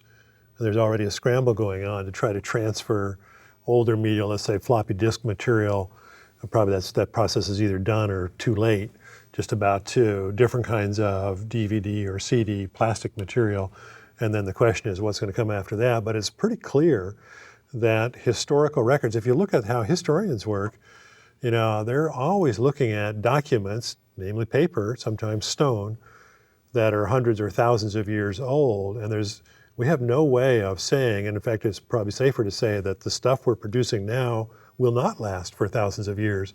So future historians won't be able to go back and look unless we have some kind of regular updating process, which is a whole nother subject. But it leads to an interesting question about, in terms of the books, and I diverted a little bit about what should be shared and what shouldn't be. On the what should be shared, by the way, one last thought is the website Futurist.com, for example, is all free information. We compete with a lot of consulting companies who have walls behind which you can't get unless you're paying them a bunch of money. We've said everything we write just goes out free. Anybody can see it. And we feel like that generates more traffic, more interest, and in the long run, at least by my standard, generates enough, so that's fine. And I think that that's a better model. But again, all that stuff is there. It's not in a book. It's just going to disappear into the ether at some point. Yeah, I mean, you know, in music there has been lots of discussion. People have argued that without protection, there won't be creation. Right. Which is Yes. perverse, Yeah. in my view. Simply for the following reason, I think that ultimately without sharing, there won't be any music, right? Because basically, if all I'm worried about protecting what I have created, I shouldn't be taking anything from you, because you may have also this little wall around yourself. And in music, or in any art really, everybody is taken off each other, because it's impossible not to. I mean, you'd have to live in a glass house to do that, or in a zoo, you know? So basically, the impetus behind creating is what I get from others, you know, what kind of environment I live in, right? So it's a give and take thing. So protecting that too much basically creates this walled thing around me, which means I probably won't be creating much because I'm isolated, right? So the very discussion behind digital rights management, you know, digital protection, is to prevent that sharing. That sort of takes the juice right out of the mechanism. Right? I mean, if you think back to our days, we used to go and hang out at each other's house and listen to vinyl, and then we would try to catch a song when it's on radio and record it, you know, and that was the sharing mechanism, right? So today, that is sharing links and metadata and playlists. It's a very, very important thing to preserve that, and you know, make that part of the environment as a driver, rather than as a, you know, sort of opposed activity. Well, maybe this whole notion of the shared culture versus the commercial culture, or the ongoing tussle between it, is going to be one of the signatures of the millennials going forward. Interesting discussion, shared versus commercial. You be the judge.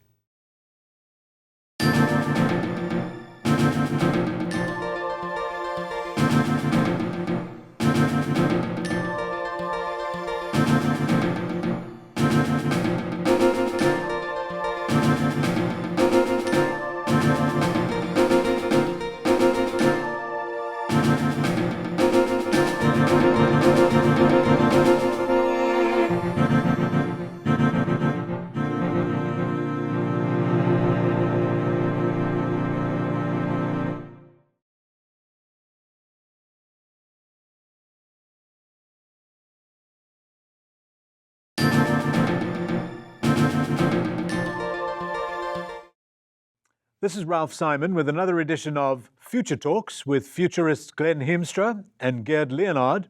And today we're going to talk about the future of user-generated content. What's your view on UGC, user-generated content? Well, it's a huge, huge growth area. Nothing has changed the world. Well, that's an exaggeration. Not much has changed the world more than the blogs. I mean, it's been astonishing to watch what's happened with the desire of so many people to say so much. Who knew? And now with YouTube, we see it in the media visual world as well.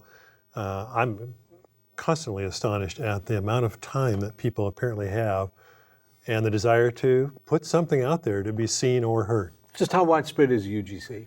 Well, I think we have to differentiate. I said there's two different things happening here.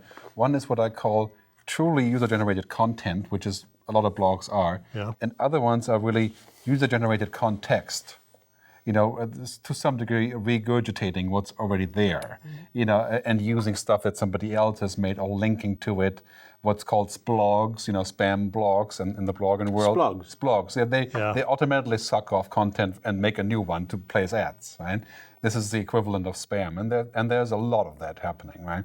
So the user-generated idea is, to a large degree, is mixed up in all different levels, all the way from copying and blogging to linking to commenting and then creating really truly original content, right? So there's all these shades are happening on the web, and what's happening right now is that I think that the drive of, for example, in the blogging business or in people sharing videos and stuff, is essentially creating a bit of a first wave where anything goes. You know, people put up stuff about how they're laughing in front of TV and put that up, and they think that's funny, but only 34 people would ever watch it, right? So it's sort of like it's an early wave of experimentation. Ultimately, I think that what we're seeing is, as in blogs, for example, about 75% of bloggers pretty quickly drop blogging. because they realize it's actually a bit of work.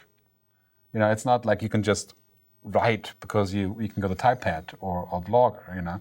So what Typepad and Blogger and WordPress and everybody else is doing is they're creating self-publishing tools. Right? It's no longer just about typing and putting it up. It's self-publishing music, self-publishing media, self-publishing films. And so this whole thing is merging into a multimedia experience. Clearly, 6apart, which is one of the biggest blogging companies in the world, owns Typepad and LiveJournal and Vox. They launched Vox.com, which is a multimedia experience. You can put up any film, pretty much, any sort of music, and you can stream it to the world. So are you saying then that user-generated content is effectively the lubricant of social networks? Well, to a large degree it is, and its sustainability, I think, is an interesting question, as Gerd was just raising. Is it one that 5 years from now we'll find that most people kind of got tired of it? Now, maybe the new tools will be continually spectacular enough that there's a new wave and then a wave after that. But my guess is that there will be a certain percentage, and it might be a pretty significant percentage, and that would mean millions of people, who find it continually interesting, potentially even at least a little bit financially lucrative, because they can produce such quality, because they want to devote so much time, that we'll see a continual growth. But we'll see a lot of stuff fall back. But the social networks, which are another aspect of it, I mean, everybody wants to fill up their social network with material, and then people learn about this or that video or this or that blog through the social networks, and that's what sort of drives all the traffic. And that doesn't show any signs of abating to me. Can you think of any pertinent examples of user-generated content that has really exploded into the mass? Well, I think, again, we're really early. I think the best examples here really are the blogs for the time being, because they have become their own. Right. You know, and right now, I mean, everybody who launches something new wishes to be covered by blogs. Right? Yeah. I mean, that is the hottest thing, right? All the PR agencies are like, oh, you know, I don't know about Business Week or so. We'll get those guys anyway. Let's go to Technorati. We need these guys to cover us, you know. So I think the biggest difference in some of these aspects is that, for example, in television, television existed because, you know, I thought I was great and I put a show on television and then you can watch it and you can agree that I'm great, but it's not going to be your stuff on TV ever, right? Now it's the other way around.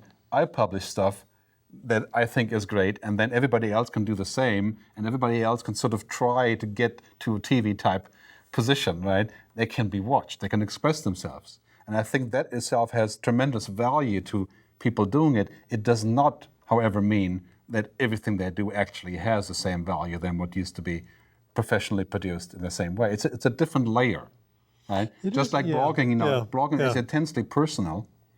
And you have to take it for what it's worth. It's not objectively researched, or most of it isn't. It's just one opinion. So I read the Wall Street Journal, I read Financial Times, and I read the blogs, and that together gives me the coverage I want.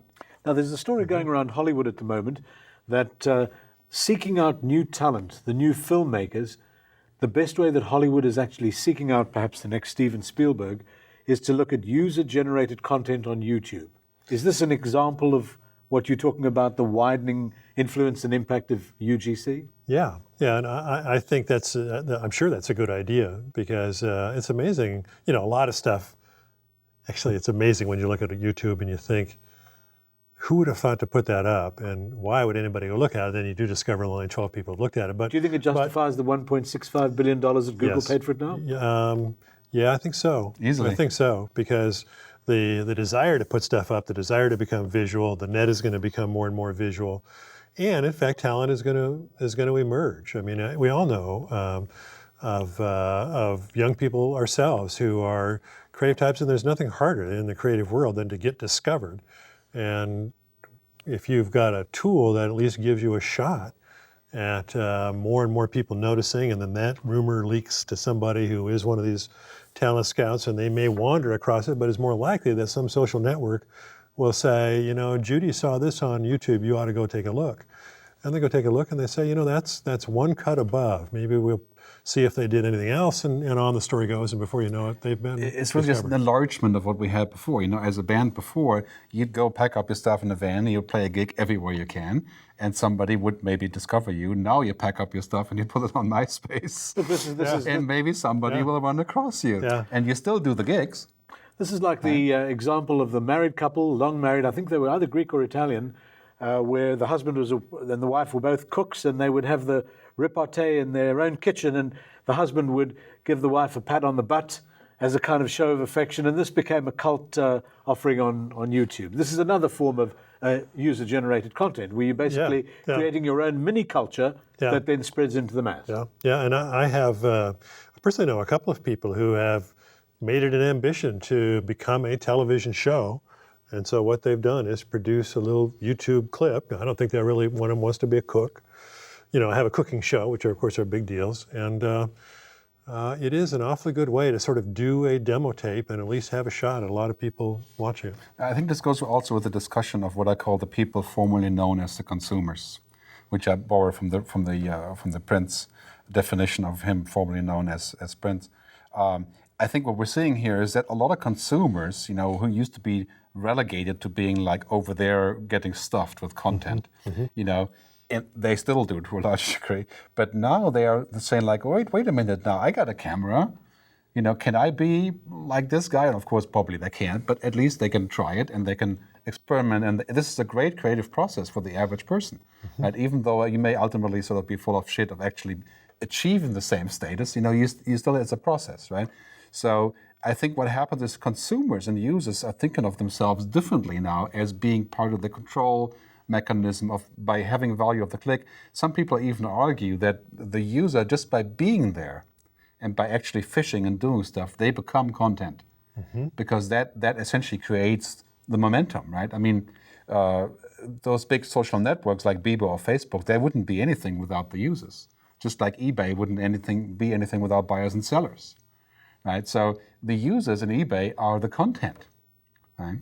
So eventually, I think if you think this is down 5 or 10 years down the road, is an active user, no matter what they do on your network, is going to create a lot of value. So it's better to have the user than not to have a user, pretty much under any circumstance. Yeah, and it ties into the idea of the sort of merging of let's call it real life or physical life and life on the network. Those things become more and more intertwined so that you're just kind of in both spaces at once. And the idea of just your presence on the network being part of the content, the fact that at Futurist.com, for example, the fact that people come from all over the world, when we display that, that's part of the content of what we're displaying. Oh, look, we get people from Iran and we get people from various countries in Africa and so on. And you think, how would they ever find this little website here in the US? But they do. And in fact, it becomes a powerful content statement to say these visitors came from all over and they had no intention of being part of the content. I think where it really undermines media and traditional media is in the definition of copyright and usage right? Again, because me as the regurgitator of this content, the reuser, I mess with this system because I'm remixing it, I'm putting a video and synchronizing it with some music. And all of this being UGC. Yeah, all of this being qualified as a cool stuff you can do on the web. There's hundreds of websites, Splashcast and iWire, not iWire, whatever. There's hundreds of them, including Kite and others, that allow all these things to happen, right? So who's to say if this is legal or not? And does a songwriter have a right to revoke permission of you using it as a soundtrack on YouTube? That's bringing up a myriad of issues. Bottom line is for the media owners, participating in all of this and getting your hooks into these crowds. That is that's the next radio, right? That is the next way of getting your foot in the door, right? And so loosening up on the control mechanism here, which is sort of against the idea of guarding copyright, that is the key, and that's a dichotomy that the current content owners are facing, right? They're going to allow this and be part of it, or they're going to keep on clutching on it and be part of it without a license. This is such an interesting discussion, interesting argument. The whole notion of user-generated content and the feeling by the consumer or the user that I gotta be me.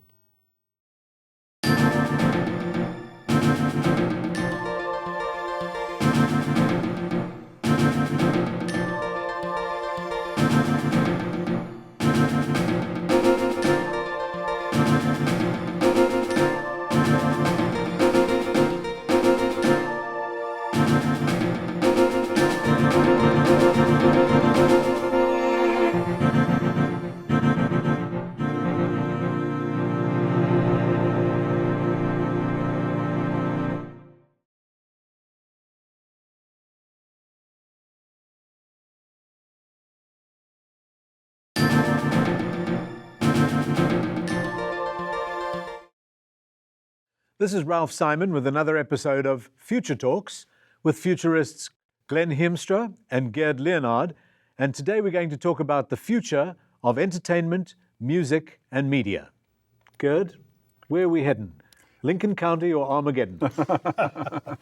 I think the future is extremely hopeful to me because I think that both the creator of music and films and other intellectual property of content, they have a great opportunity in finding a way to both produce cheaper, to connect to each other, and to hook up into a default distribution pipeline that technology provides now.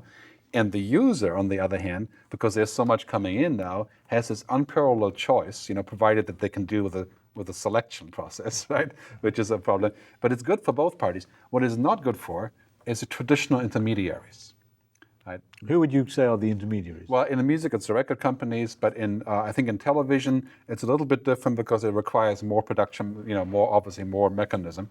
And radio, for example, as being the intermediary between the listener and the producer, right? Those are drastic shifts impacting all the middlemen. For example, in music, it's quite clear that what is required in the future is sort of agencies, people who handle that connection, right? So whether that can be billion-dollar business international corporations, very big question. I personally don't think a public company would fare well doing this because they're stuck between those two poles. Right? I think this is much more of an opportunity for small, medium-sized businesses and independent companies and sort of mid-sized organizations. But in general, I think the future is very bright on both ends, and the middle is sort of up for grabs. Glenn, tell us, in terms of the future of entertainment, anytime, anywhere, any place, anyhow? That is pretty much it, and that everything that's produced will be saved forever and available forever. Those great TV ads that somebody walks into the hotel and they say, do you have movies available? And the clerk says, any movie ever made in the history of the world. Yeah, we've got it.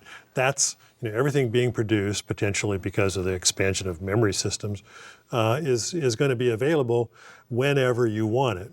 The only question is, how does it get paid for? And I'm interested in what Gerd was saying, by the way, in terms of moving from the really large companies to medium and small companies. Does that mean we have to get less ambitious in terms of return so that we don't try to be the biggest media company in the world, but instead we're going to do this smaller, more concentrated thing? Here's what's really happening there, I think, in my view, is that the obsession with sort of Rolls-Royce versus bicycle syndrome. The Hollywood thought is like you're either like the absolute biggest actor, musician, band, VIP, or you're nobody, right? Because the way that it has worked in the past is because of mass media, you can only be one or the other. Mass media is not concerned with a little guy who just made a small movie about, his grass growing or something, but is concerned with the big guy, right? So in niche market media, which has zero distribution cost, anybody could sort of be a hit in those niches.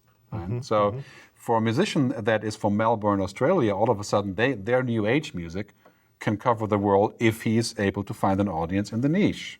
Right? So as you can see clearly already on iTunes, 10% of the sales on iTunes is classical music, right? Which nobody pays any attention to in real life, And that only really constitutes 3% globally of the global record purchases, of music purchases. Yeah, I think it's actually less than that. But, if you're looking at what's happening there is that, it's interesting. The obsession with the hit and the, I'm going to play at Glastonbury, I'm going to be on MTV, we have to let go of these things because really what matters ultimately is recognition among that particular niche, the particular piece of the pie that you have, right? So there's a potential then, I think that Gerd is saying in the future for, what are we talking about? Thousands, hundreds of thousands, millions of significant players making a reasonable rate of return rather than this small group. There will still be a small group of mega stars who kind of come out of that, but this group could be much, much larger.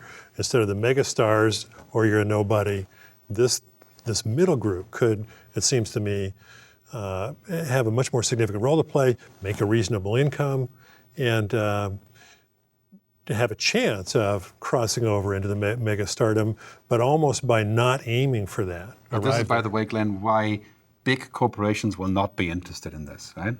because this process is too painful and too personal to them, right? I mean, a artist management agency has to actually talk to their artists every day. A record label has 700 acts. I'll never talk to them. They are essentially, to a large degree, they were enemies, right? But this system is not set up for a mechanical process of repetition. Doing the same thing over and over again. That worked great in the record business ever since Elvis. All the way up to the Spice Girls and Britney Spears. It was a machine, right? And so big companies will not be interested in this particular model because it does involve, personal interaction with whoever you're dealing with there, and it can't be reproduced in the same which way, right? In addition, the artist has now so many ways to go direct. I think we'll see people selling stuff through their blogs, which they already are, of course. We'll be selling access, like Prince has been doing, and Todd Rundgren has tried to do, way back. They'll be selling access to streams. They'll be selling live concert recordings. And the Go and Direct feature will be a very big momentum, even for major artists. Well, the other thing that it means for artists, as it has in other fields of work, is when we've been asked as futurists about the future of work for a long time, we've been saying, well, you need to stop thinking of yourself in the non-entertainment world as an employee and start thinking of yourself as a business of one or a portfolio of skills that you take from here to here to here. In other words, you're sort of your own brand manager. You have to take charge of your own career and say, this is who I am, this is what I do, and this is how I'm going to put myself out into the world and manage my own brand. And it means, I think, for artists, even more so than the past, the necessity of thinking in terms of managing themselves as a brand, which is a different set of skills. They may need some advice, they may need some help, and it may not be as fun as making music or making a piece of sculpture and so on. But the opportunity is there to do it, and if you do it, you have a chance to really sort of move up in terms of attention and in terms of income. This is a very good point in the music business, because what's happening is that artists used to give away the responsibility for all that business stuff, to somebody out there. In return, they get 10% of the record sales, right? Which, we call that a plantation agreement, right? So it's essentially giving all that stuff away. So what's happening now is that the artists are saying, wait a minute, if I'm going to chat on MySpace and I'm going to use Kite to put up my mobile chats and I'm going to use a blog, why do we only get 10%? That's not right? So the artist has to take more responsibility, or their managers, which is why I think managers will hold the key to this development. For example, in television, you're going to see people who have ideas for productions, develop these things in an online environment and roll out with this before the big production companies will come in and get it. Right? So you'll see web-based television and stuff like American Idol sort of starting there. And I'm percolating up. I'm especially interested in what happens with web-based television. And we've been hearing about 500 channels for a long time, but this ubiquitous, very high-speed broadband globally really does mean that there is the opportunity for the proliferation of thousands of television programs, which, some of which will get an audience, and it won't depend on the big production companies, although they will be players as well.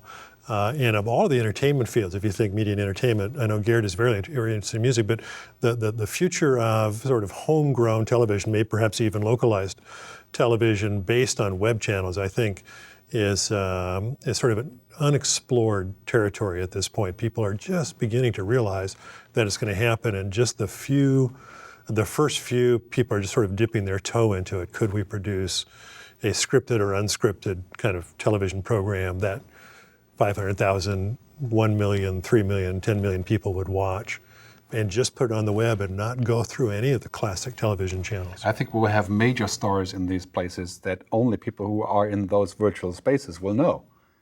There'll be stars that deal with, massage therapy or something that will be like it there, but of course you wouldn't know them unless you're into it, right? Very much like what's happening with books right now. Yeah. But in a virtual environment, all these things can be leading to a very nice making of a living for those people, especially artists, filmmakers, writers, and so on. And the other thing, of course, on the flip side, what's happening is that because it's not possible to do it, the measurement, the expectation of being really, really, really good is going to be absolutely huge. I mean, the pressure on this will be like, you have to be even better now to get people to pay attention to you. Well, you'll have to be really, really good. And, I've been curious about, because I had a little experience in scripted television in Hollywood, and if you watch what's happening in television world, scripted TV is so expensive to make in comparison to reality shows and unscripted TV that it's harder and harder to get a scripted show on the air, but an independent and a web channel could do a scripted show for a lot less money. And it may not have all of the production values, but with computer graphics, you could have an awful lot of good production values. And we might actually see scripted TV move more away from the big studios and toward all these small independents. So this is an interesting view and an interesting look at the future of content. All content available anywhere, anytime. Is that the future? Maybe it is.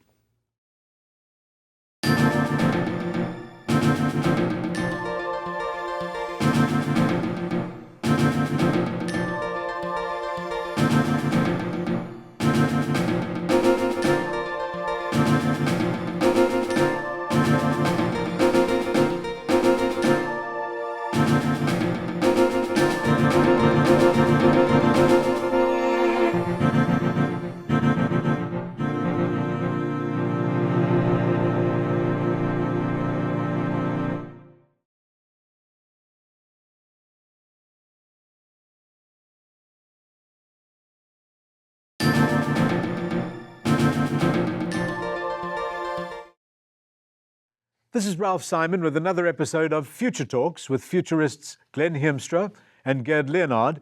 And today we're going to talk about the future of communication and conversation. Are we going to see an explosion of the chattering classes?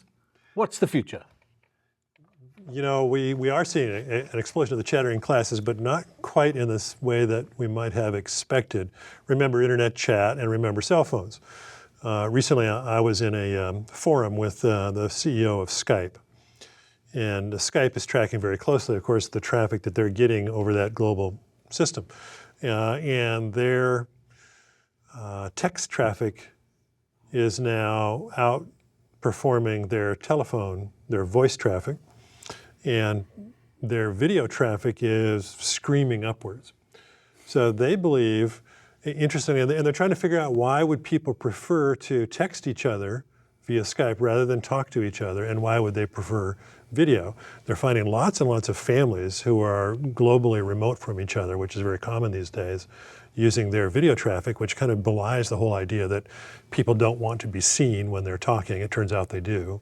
And then people really like the short, quick directness of text as compared to the kind of slowness of talking on the phone. So there's a whole lot going on in the future of communication. So are we going to see a truncated form of conversing with each other, as has been evidenced with IM? I think as anything that we see right now, it's not, the answer isn't like either or. It's a whole array of things that different people do, right? For example, I think that kids today don't do email, right? They have these platforms that they use, right? They chat on MySpace. Or SMS messaging? SMS, but they chat on these platforms, right? If I tell my 12-year-old, send me an email, I say, well, I'm going to see you on XYZ, whatever he's using, High Five or whatever. That's where they do it. And Facebook, for example, has extremely harvested this kind of idea as a platform for talking. And then, of course, instant messaging is a much bigger place to share files, music, than any downloading place on the internet, right? So the record companies, for example, talking about illegal peer-to-peer downloading, that's chicken feed compared to what they do on IM and on Skype, right? Transfer file kind of idea. So this, again, is becoming a multimedia experience. And when you see the N95 and other, Sony Ericsson products and some Samsung phones, you can do that stuff on the phone now, especially when you're on a Wi-Fi network, right? You can chat, you can transfer stuff, you can send a video. And companies like Kite.tv who were harvesting that, I think that is the future of a multimedia communication. And again, I think people like in our age may never choose to actually participate in that way because they prefer the sort of asynchronous way of email. So what we're seeing is a whole portfolio of different ways of communication. The good old phone and the phone booth will probably stay to some degree. And then we have the whole sort of new generation of interactive, full-blown video attachments, three-dimensional, data gloves, whatever, who don't even know what email is. Yeah. In fact, I just was getting the impression as you were talking that, imagine a stack of waves, and the waves, each wave is rolling and kind of subsuming the one beneath it. When you said phone booths, I think of how many phone booths I see in airports and so on. You see them too, that are now empty of phones. They're just this booth on the wall. But you know what they do now? They put the wireless LAN in there. Well, right? So that you can go in there. Yeah, okay. Right? Yeah, is this all going to reduce conversation going forward? Well, it does change the richness of conversation, and if you want to get on the, shall we say, the dark side of some of these curves, you do wonder about that. I myself, even though I'm not a young person, I find myself using instant messaging compared to email more and more. I'm still using more email, which tend to be longer messages, still shorter than phone conversations. But now that I have some easier instant message tools, I find myself using that. So I think that we see conversation becoming more and more truncated, more and more direct, less and less, to some extent, less and less polite, although that's kind of a technical measure. And what that means in terms of the ability to sort of express the full range of emotions is an interesting question, but then video comes into the picture. And that, again, is going to change the game, as we're just at the beginning of when communications can go truly video or visual. And so that might suddenly shift us way back. I think the thing that's really disconcerting to the average person is that all these things are happening in parallel. There's more coffee shops than ever. I mean, if you just look around, what is that, 4,850 Starbucks? No. Nearly 13,000 globally. Okay, but in the US, right? So, I mean, there's every single, San Francisco, every corner is a coffee shop, right? What are people doing there? I mean, they could be chatting on the web, and they are chatting on the web, but all these things, they are really happening in parallel, right? So people have the personal contact, they go to clubs, they go to gyms, they move around the world to be with somebody, they travel much more than ever before, and they chat, and they IM, and they Skype, and they make cell phone calls, and this is all a parallel effort. In fact, most kids today are doing 5 things at the same time. So is multitasking a function of this new world? It is very much a function of the new world. So it's a generational function. Now my kids are now in their 20s, and I can remember when they were teens, like yours, Gerd, watching them multitask. This was, 6, 8, 10 years ago already, and the early days of the web and the early days of various kinds of handheld devices, and they could multitask far beyond anything that I'd ever seen. I remember kind of walking into the home office and watching, one kid handle 5 conversations on 3 or 4 different devices at once, and I thought, this is a different world. This is really truly a different generation. It takes it way, way beyond. Now, and again, if you add the video layer into there, that's going to be a whole other thing. An empty space that I see and do wonder about is, in fact, the lack of empty space. The world that Gerd just described, where we're traveling more, we're chatting more, we're IMing more, and so on and so on. When are we ever quiet? And there are some social observers asking, and if you watch your kids, you ask, when do they ever stop? Is there ever a moment when they're out of contact and just completely quiet? And you go back, a few decades in human history, and certainly centuries in human history, there were lots of times where there wasn't really much input at all coming to you. So what you're saying is, does it change? Will it change us? The problem as a species? isn't so much now how we can communicate, but how can we shut off? Right? I mean, the challenge is not to say how I can reach you, but the challenge is to say, well, when do I get time to not reach anyone so my brain can actually come back to normal? So does this mean that there's less reflection now in this newer world? I think that's the danger. Now, the counter-argument would be, well, if I'm so good at multitasking, I can reflect and multitask at the same time, and that may be true, particularly if the way that your brain develops depends on the environment, in part, that you grow up in. And if you've grown up multitasking in a clickable, Googleized world since you were, a baby, maybe you do have a different form of reflecting, and it could be that psychologists years from now will discover that things are different. No, there is research saying that the brain structure is actually different. Yeah, I know there is. There's beginning to be hints that that's true, but I do worry about reflection time. In fact, I used to tell people that I think there will be parts of the world that declare themselves gene-modified food-free areas. So if you come to this region of France, we will guarantee that there are no gene-modified foods in this region. Well, I think we might see if you go out, let's say 50 years, you might see electronic communication free zones come to this area, and you not only won't be connected, it will be impossible to be connected electronically while you're here. Yeah, in fact, that's and going to that be might a be quite the big fad in terms of vacation spots and trips. Let's go to electronic free land.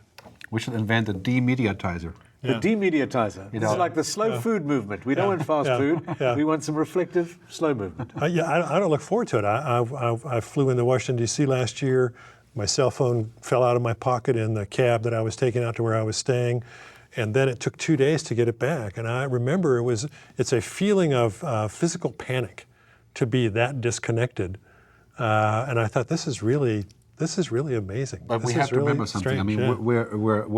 we're so early in this thing that we can be connected, that we still think it's a big deal. Yeah. You know, because when you're always connected, at a certain point you say like, well, I can switch this on any time I want to, so it's not becoming sort of compulsive. You know, this is like, you know, when the telephone first came around, a lot of people who were in small villages said, why would I want that? I can just go over and talk to him, right? But after it becomes sort of a standard, so well, people may not be using it for 3 weeks in a row because it's no big deal. So we're still in that first phase where the excitement about having this gadget wins over the actual use. So we just make a call to make a call. Let's get some digital natives in a glass-walled room and remove all of their devices and put them in there for 3 weeks and see if they go crazy. I think that'll be interesting. But to me, those are interesting issues in terms of where human communication is really going to go. That was my actual academic field way back, was the form of communication. In the early 80s, I was looking at transcripts of conversations on the precursor of the internet called the ARPANET, where people were doing group team tasks. And I was studying for how would communication be different when we were in computer networks. And the bottom line answer, crazy and simple though it sounds, is people were less polite. They didn't say, oh, excuse me. They would just sort of skip over that when they were giving an instruction. Where if you're face to face, you'll say, well, that was nice, but I have a question about this. In the instant message world, you just say, I have a question about this, and you skip the part of the sentence that says, that was nice. And so we've become more direct, less polite. It hasn't been a big disaster, but those kinds of changes in human communication carried out over generations could lead to differences that we can't anticipate. But then again, of course, in a real conversation, I couldn't just pull out an image of a horse and show it to you, because I don't have an image of a horse. On the web, when we're chatting, I can make an icon, and it's a horse jumping up and down, and you can have a laugh. You know, so that's true. another way that we can communicate. So in that way, it's richer. Right, it's richer that way, and it's also maybe more funny or more, it's a different language, right? So what I'm saying is like, these all exist in parallel. Right? And that is the disconcerting part. I think that people connect on different levels, and they don't see how you can connect on these levels, but they still exist. And in media, what that means is that, I get this question all the time, for example, from cell phone companies or hardware manufacturers, will people listen to music on the phone? And the answer is, well, some people will listen compulsively, others never will. Right? It's basically varied. Right? So the opportunities in communications and media are on various levels in various countries for various target groups at various times. Right? No such thing as one thing for everyone. The other part of the answer is if the battery will last. And that is a good segue for us to note that the future of conversation and communication will still be an art, and the chattering classes will not stop chattering.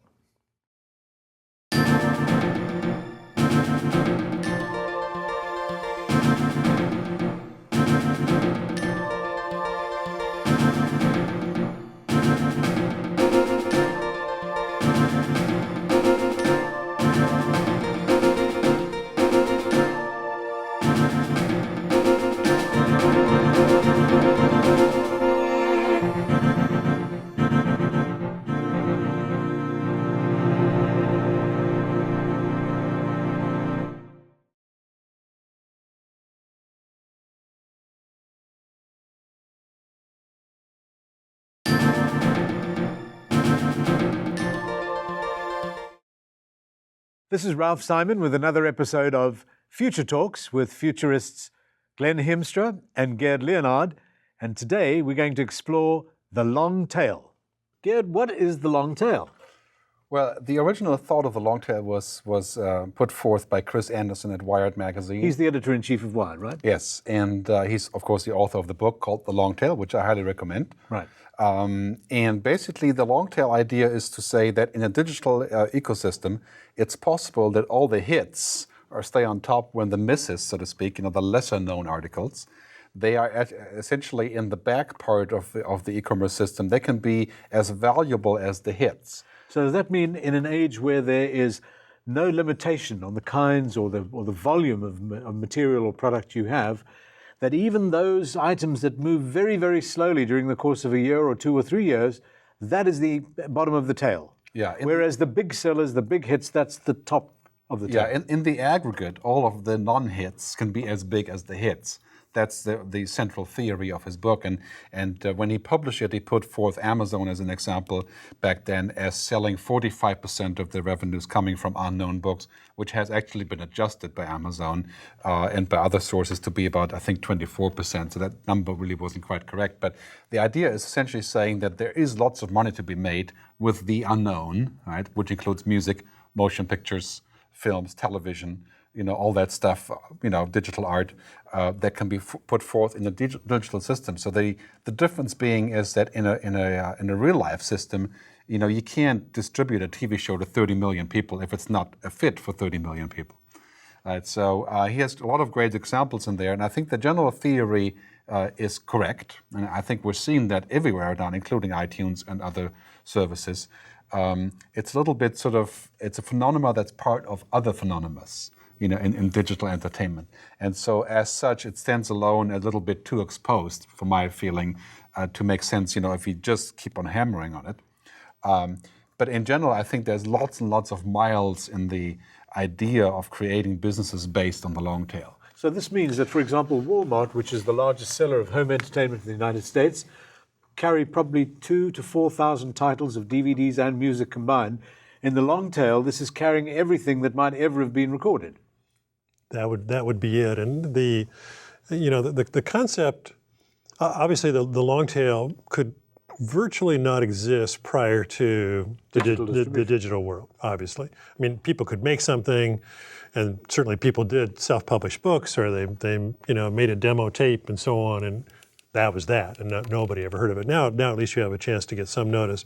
The challenge, I think, to me, about the long tail is the concept as understood, at least on the surface, is, there's lots of money to be made in the long tail. And in the aggregate, you add it all up, it probably does add up to quite a bit. But my question is it any different really for the individual creator, individual artist, in that if I'm in the long tail and I do, let's say I write a book and it sells 2,000 copies, which puts me in the long tail, have I really made a living? Will I ever really do that again? Now, in the aggregate, it adds up to a whole bunch. But for me, maybe it's the only time I'll ever try it. So I'm wondering if the long tail, there are two ways of looking at it. One is, will the long tail have to have so much churn in order to keep existing so that everybody keeps trying at least once? Or will the expansion of the digital world to the whole planet, because of all the technology stuff that's going on, mean that the long tail, in a sense, doesn't get longer, it gets fatter? So that even though I'm way down the long tail, I still have access to 1 million potential readers or listeners, and I'm never going to be up here at 10 million, but I do have a shot down here that obviously I wouldn't have had before. I think it's in many cases, it's a word like Web 2.0, which a lot of people are wondering, what in the world does that mean? It's like, can I make a Web 3.0, 4.0? If I'm the king, if I make a 10.0, it's like some sort of software release or like a gas rating, octane rating. So the thing about the long tail is that in a large degree, it's describing something that is much more complex than that one word, right? Mm-hmm. So, for example, in the wake of his book, there have been dozens, if not hundreds, of proposals to venture capitalists about long tail companies.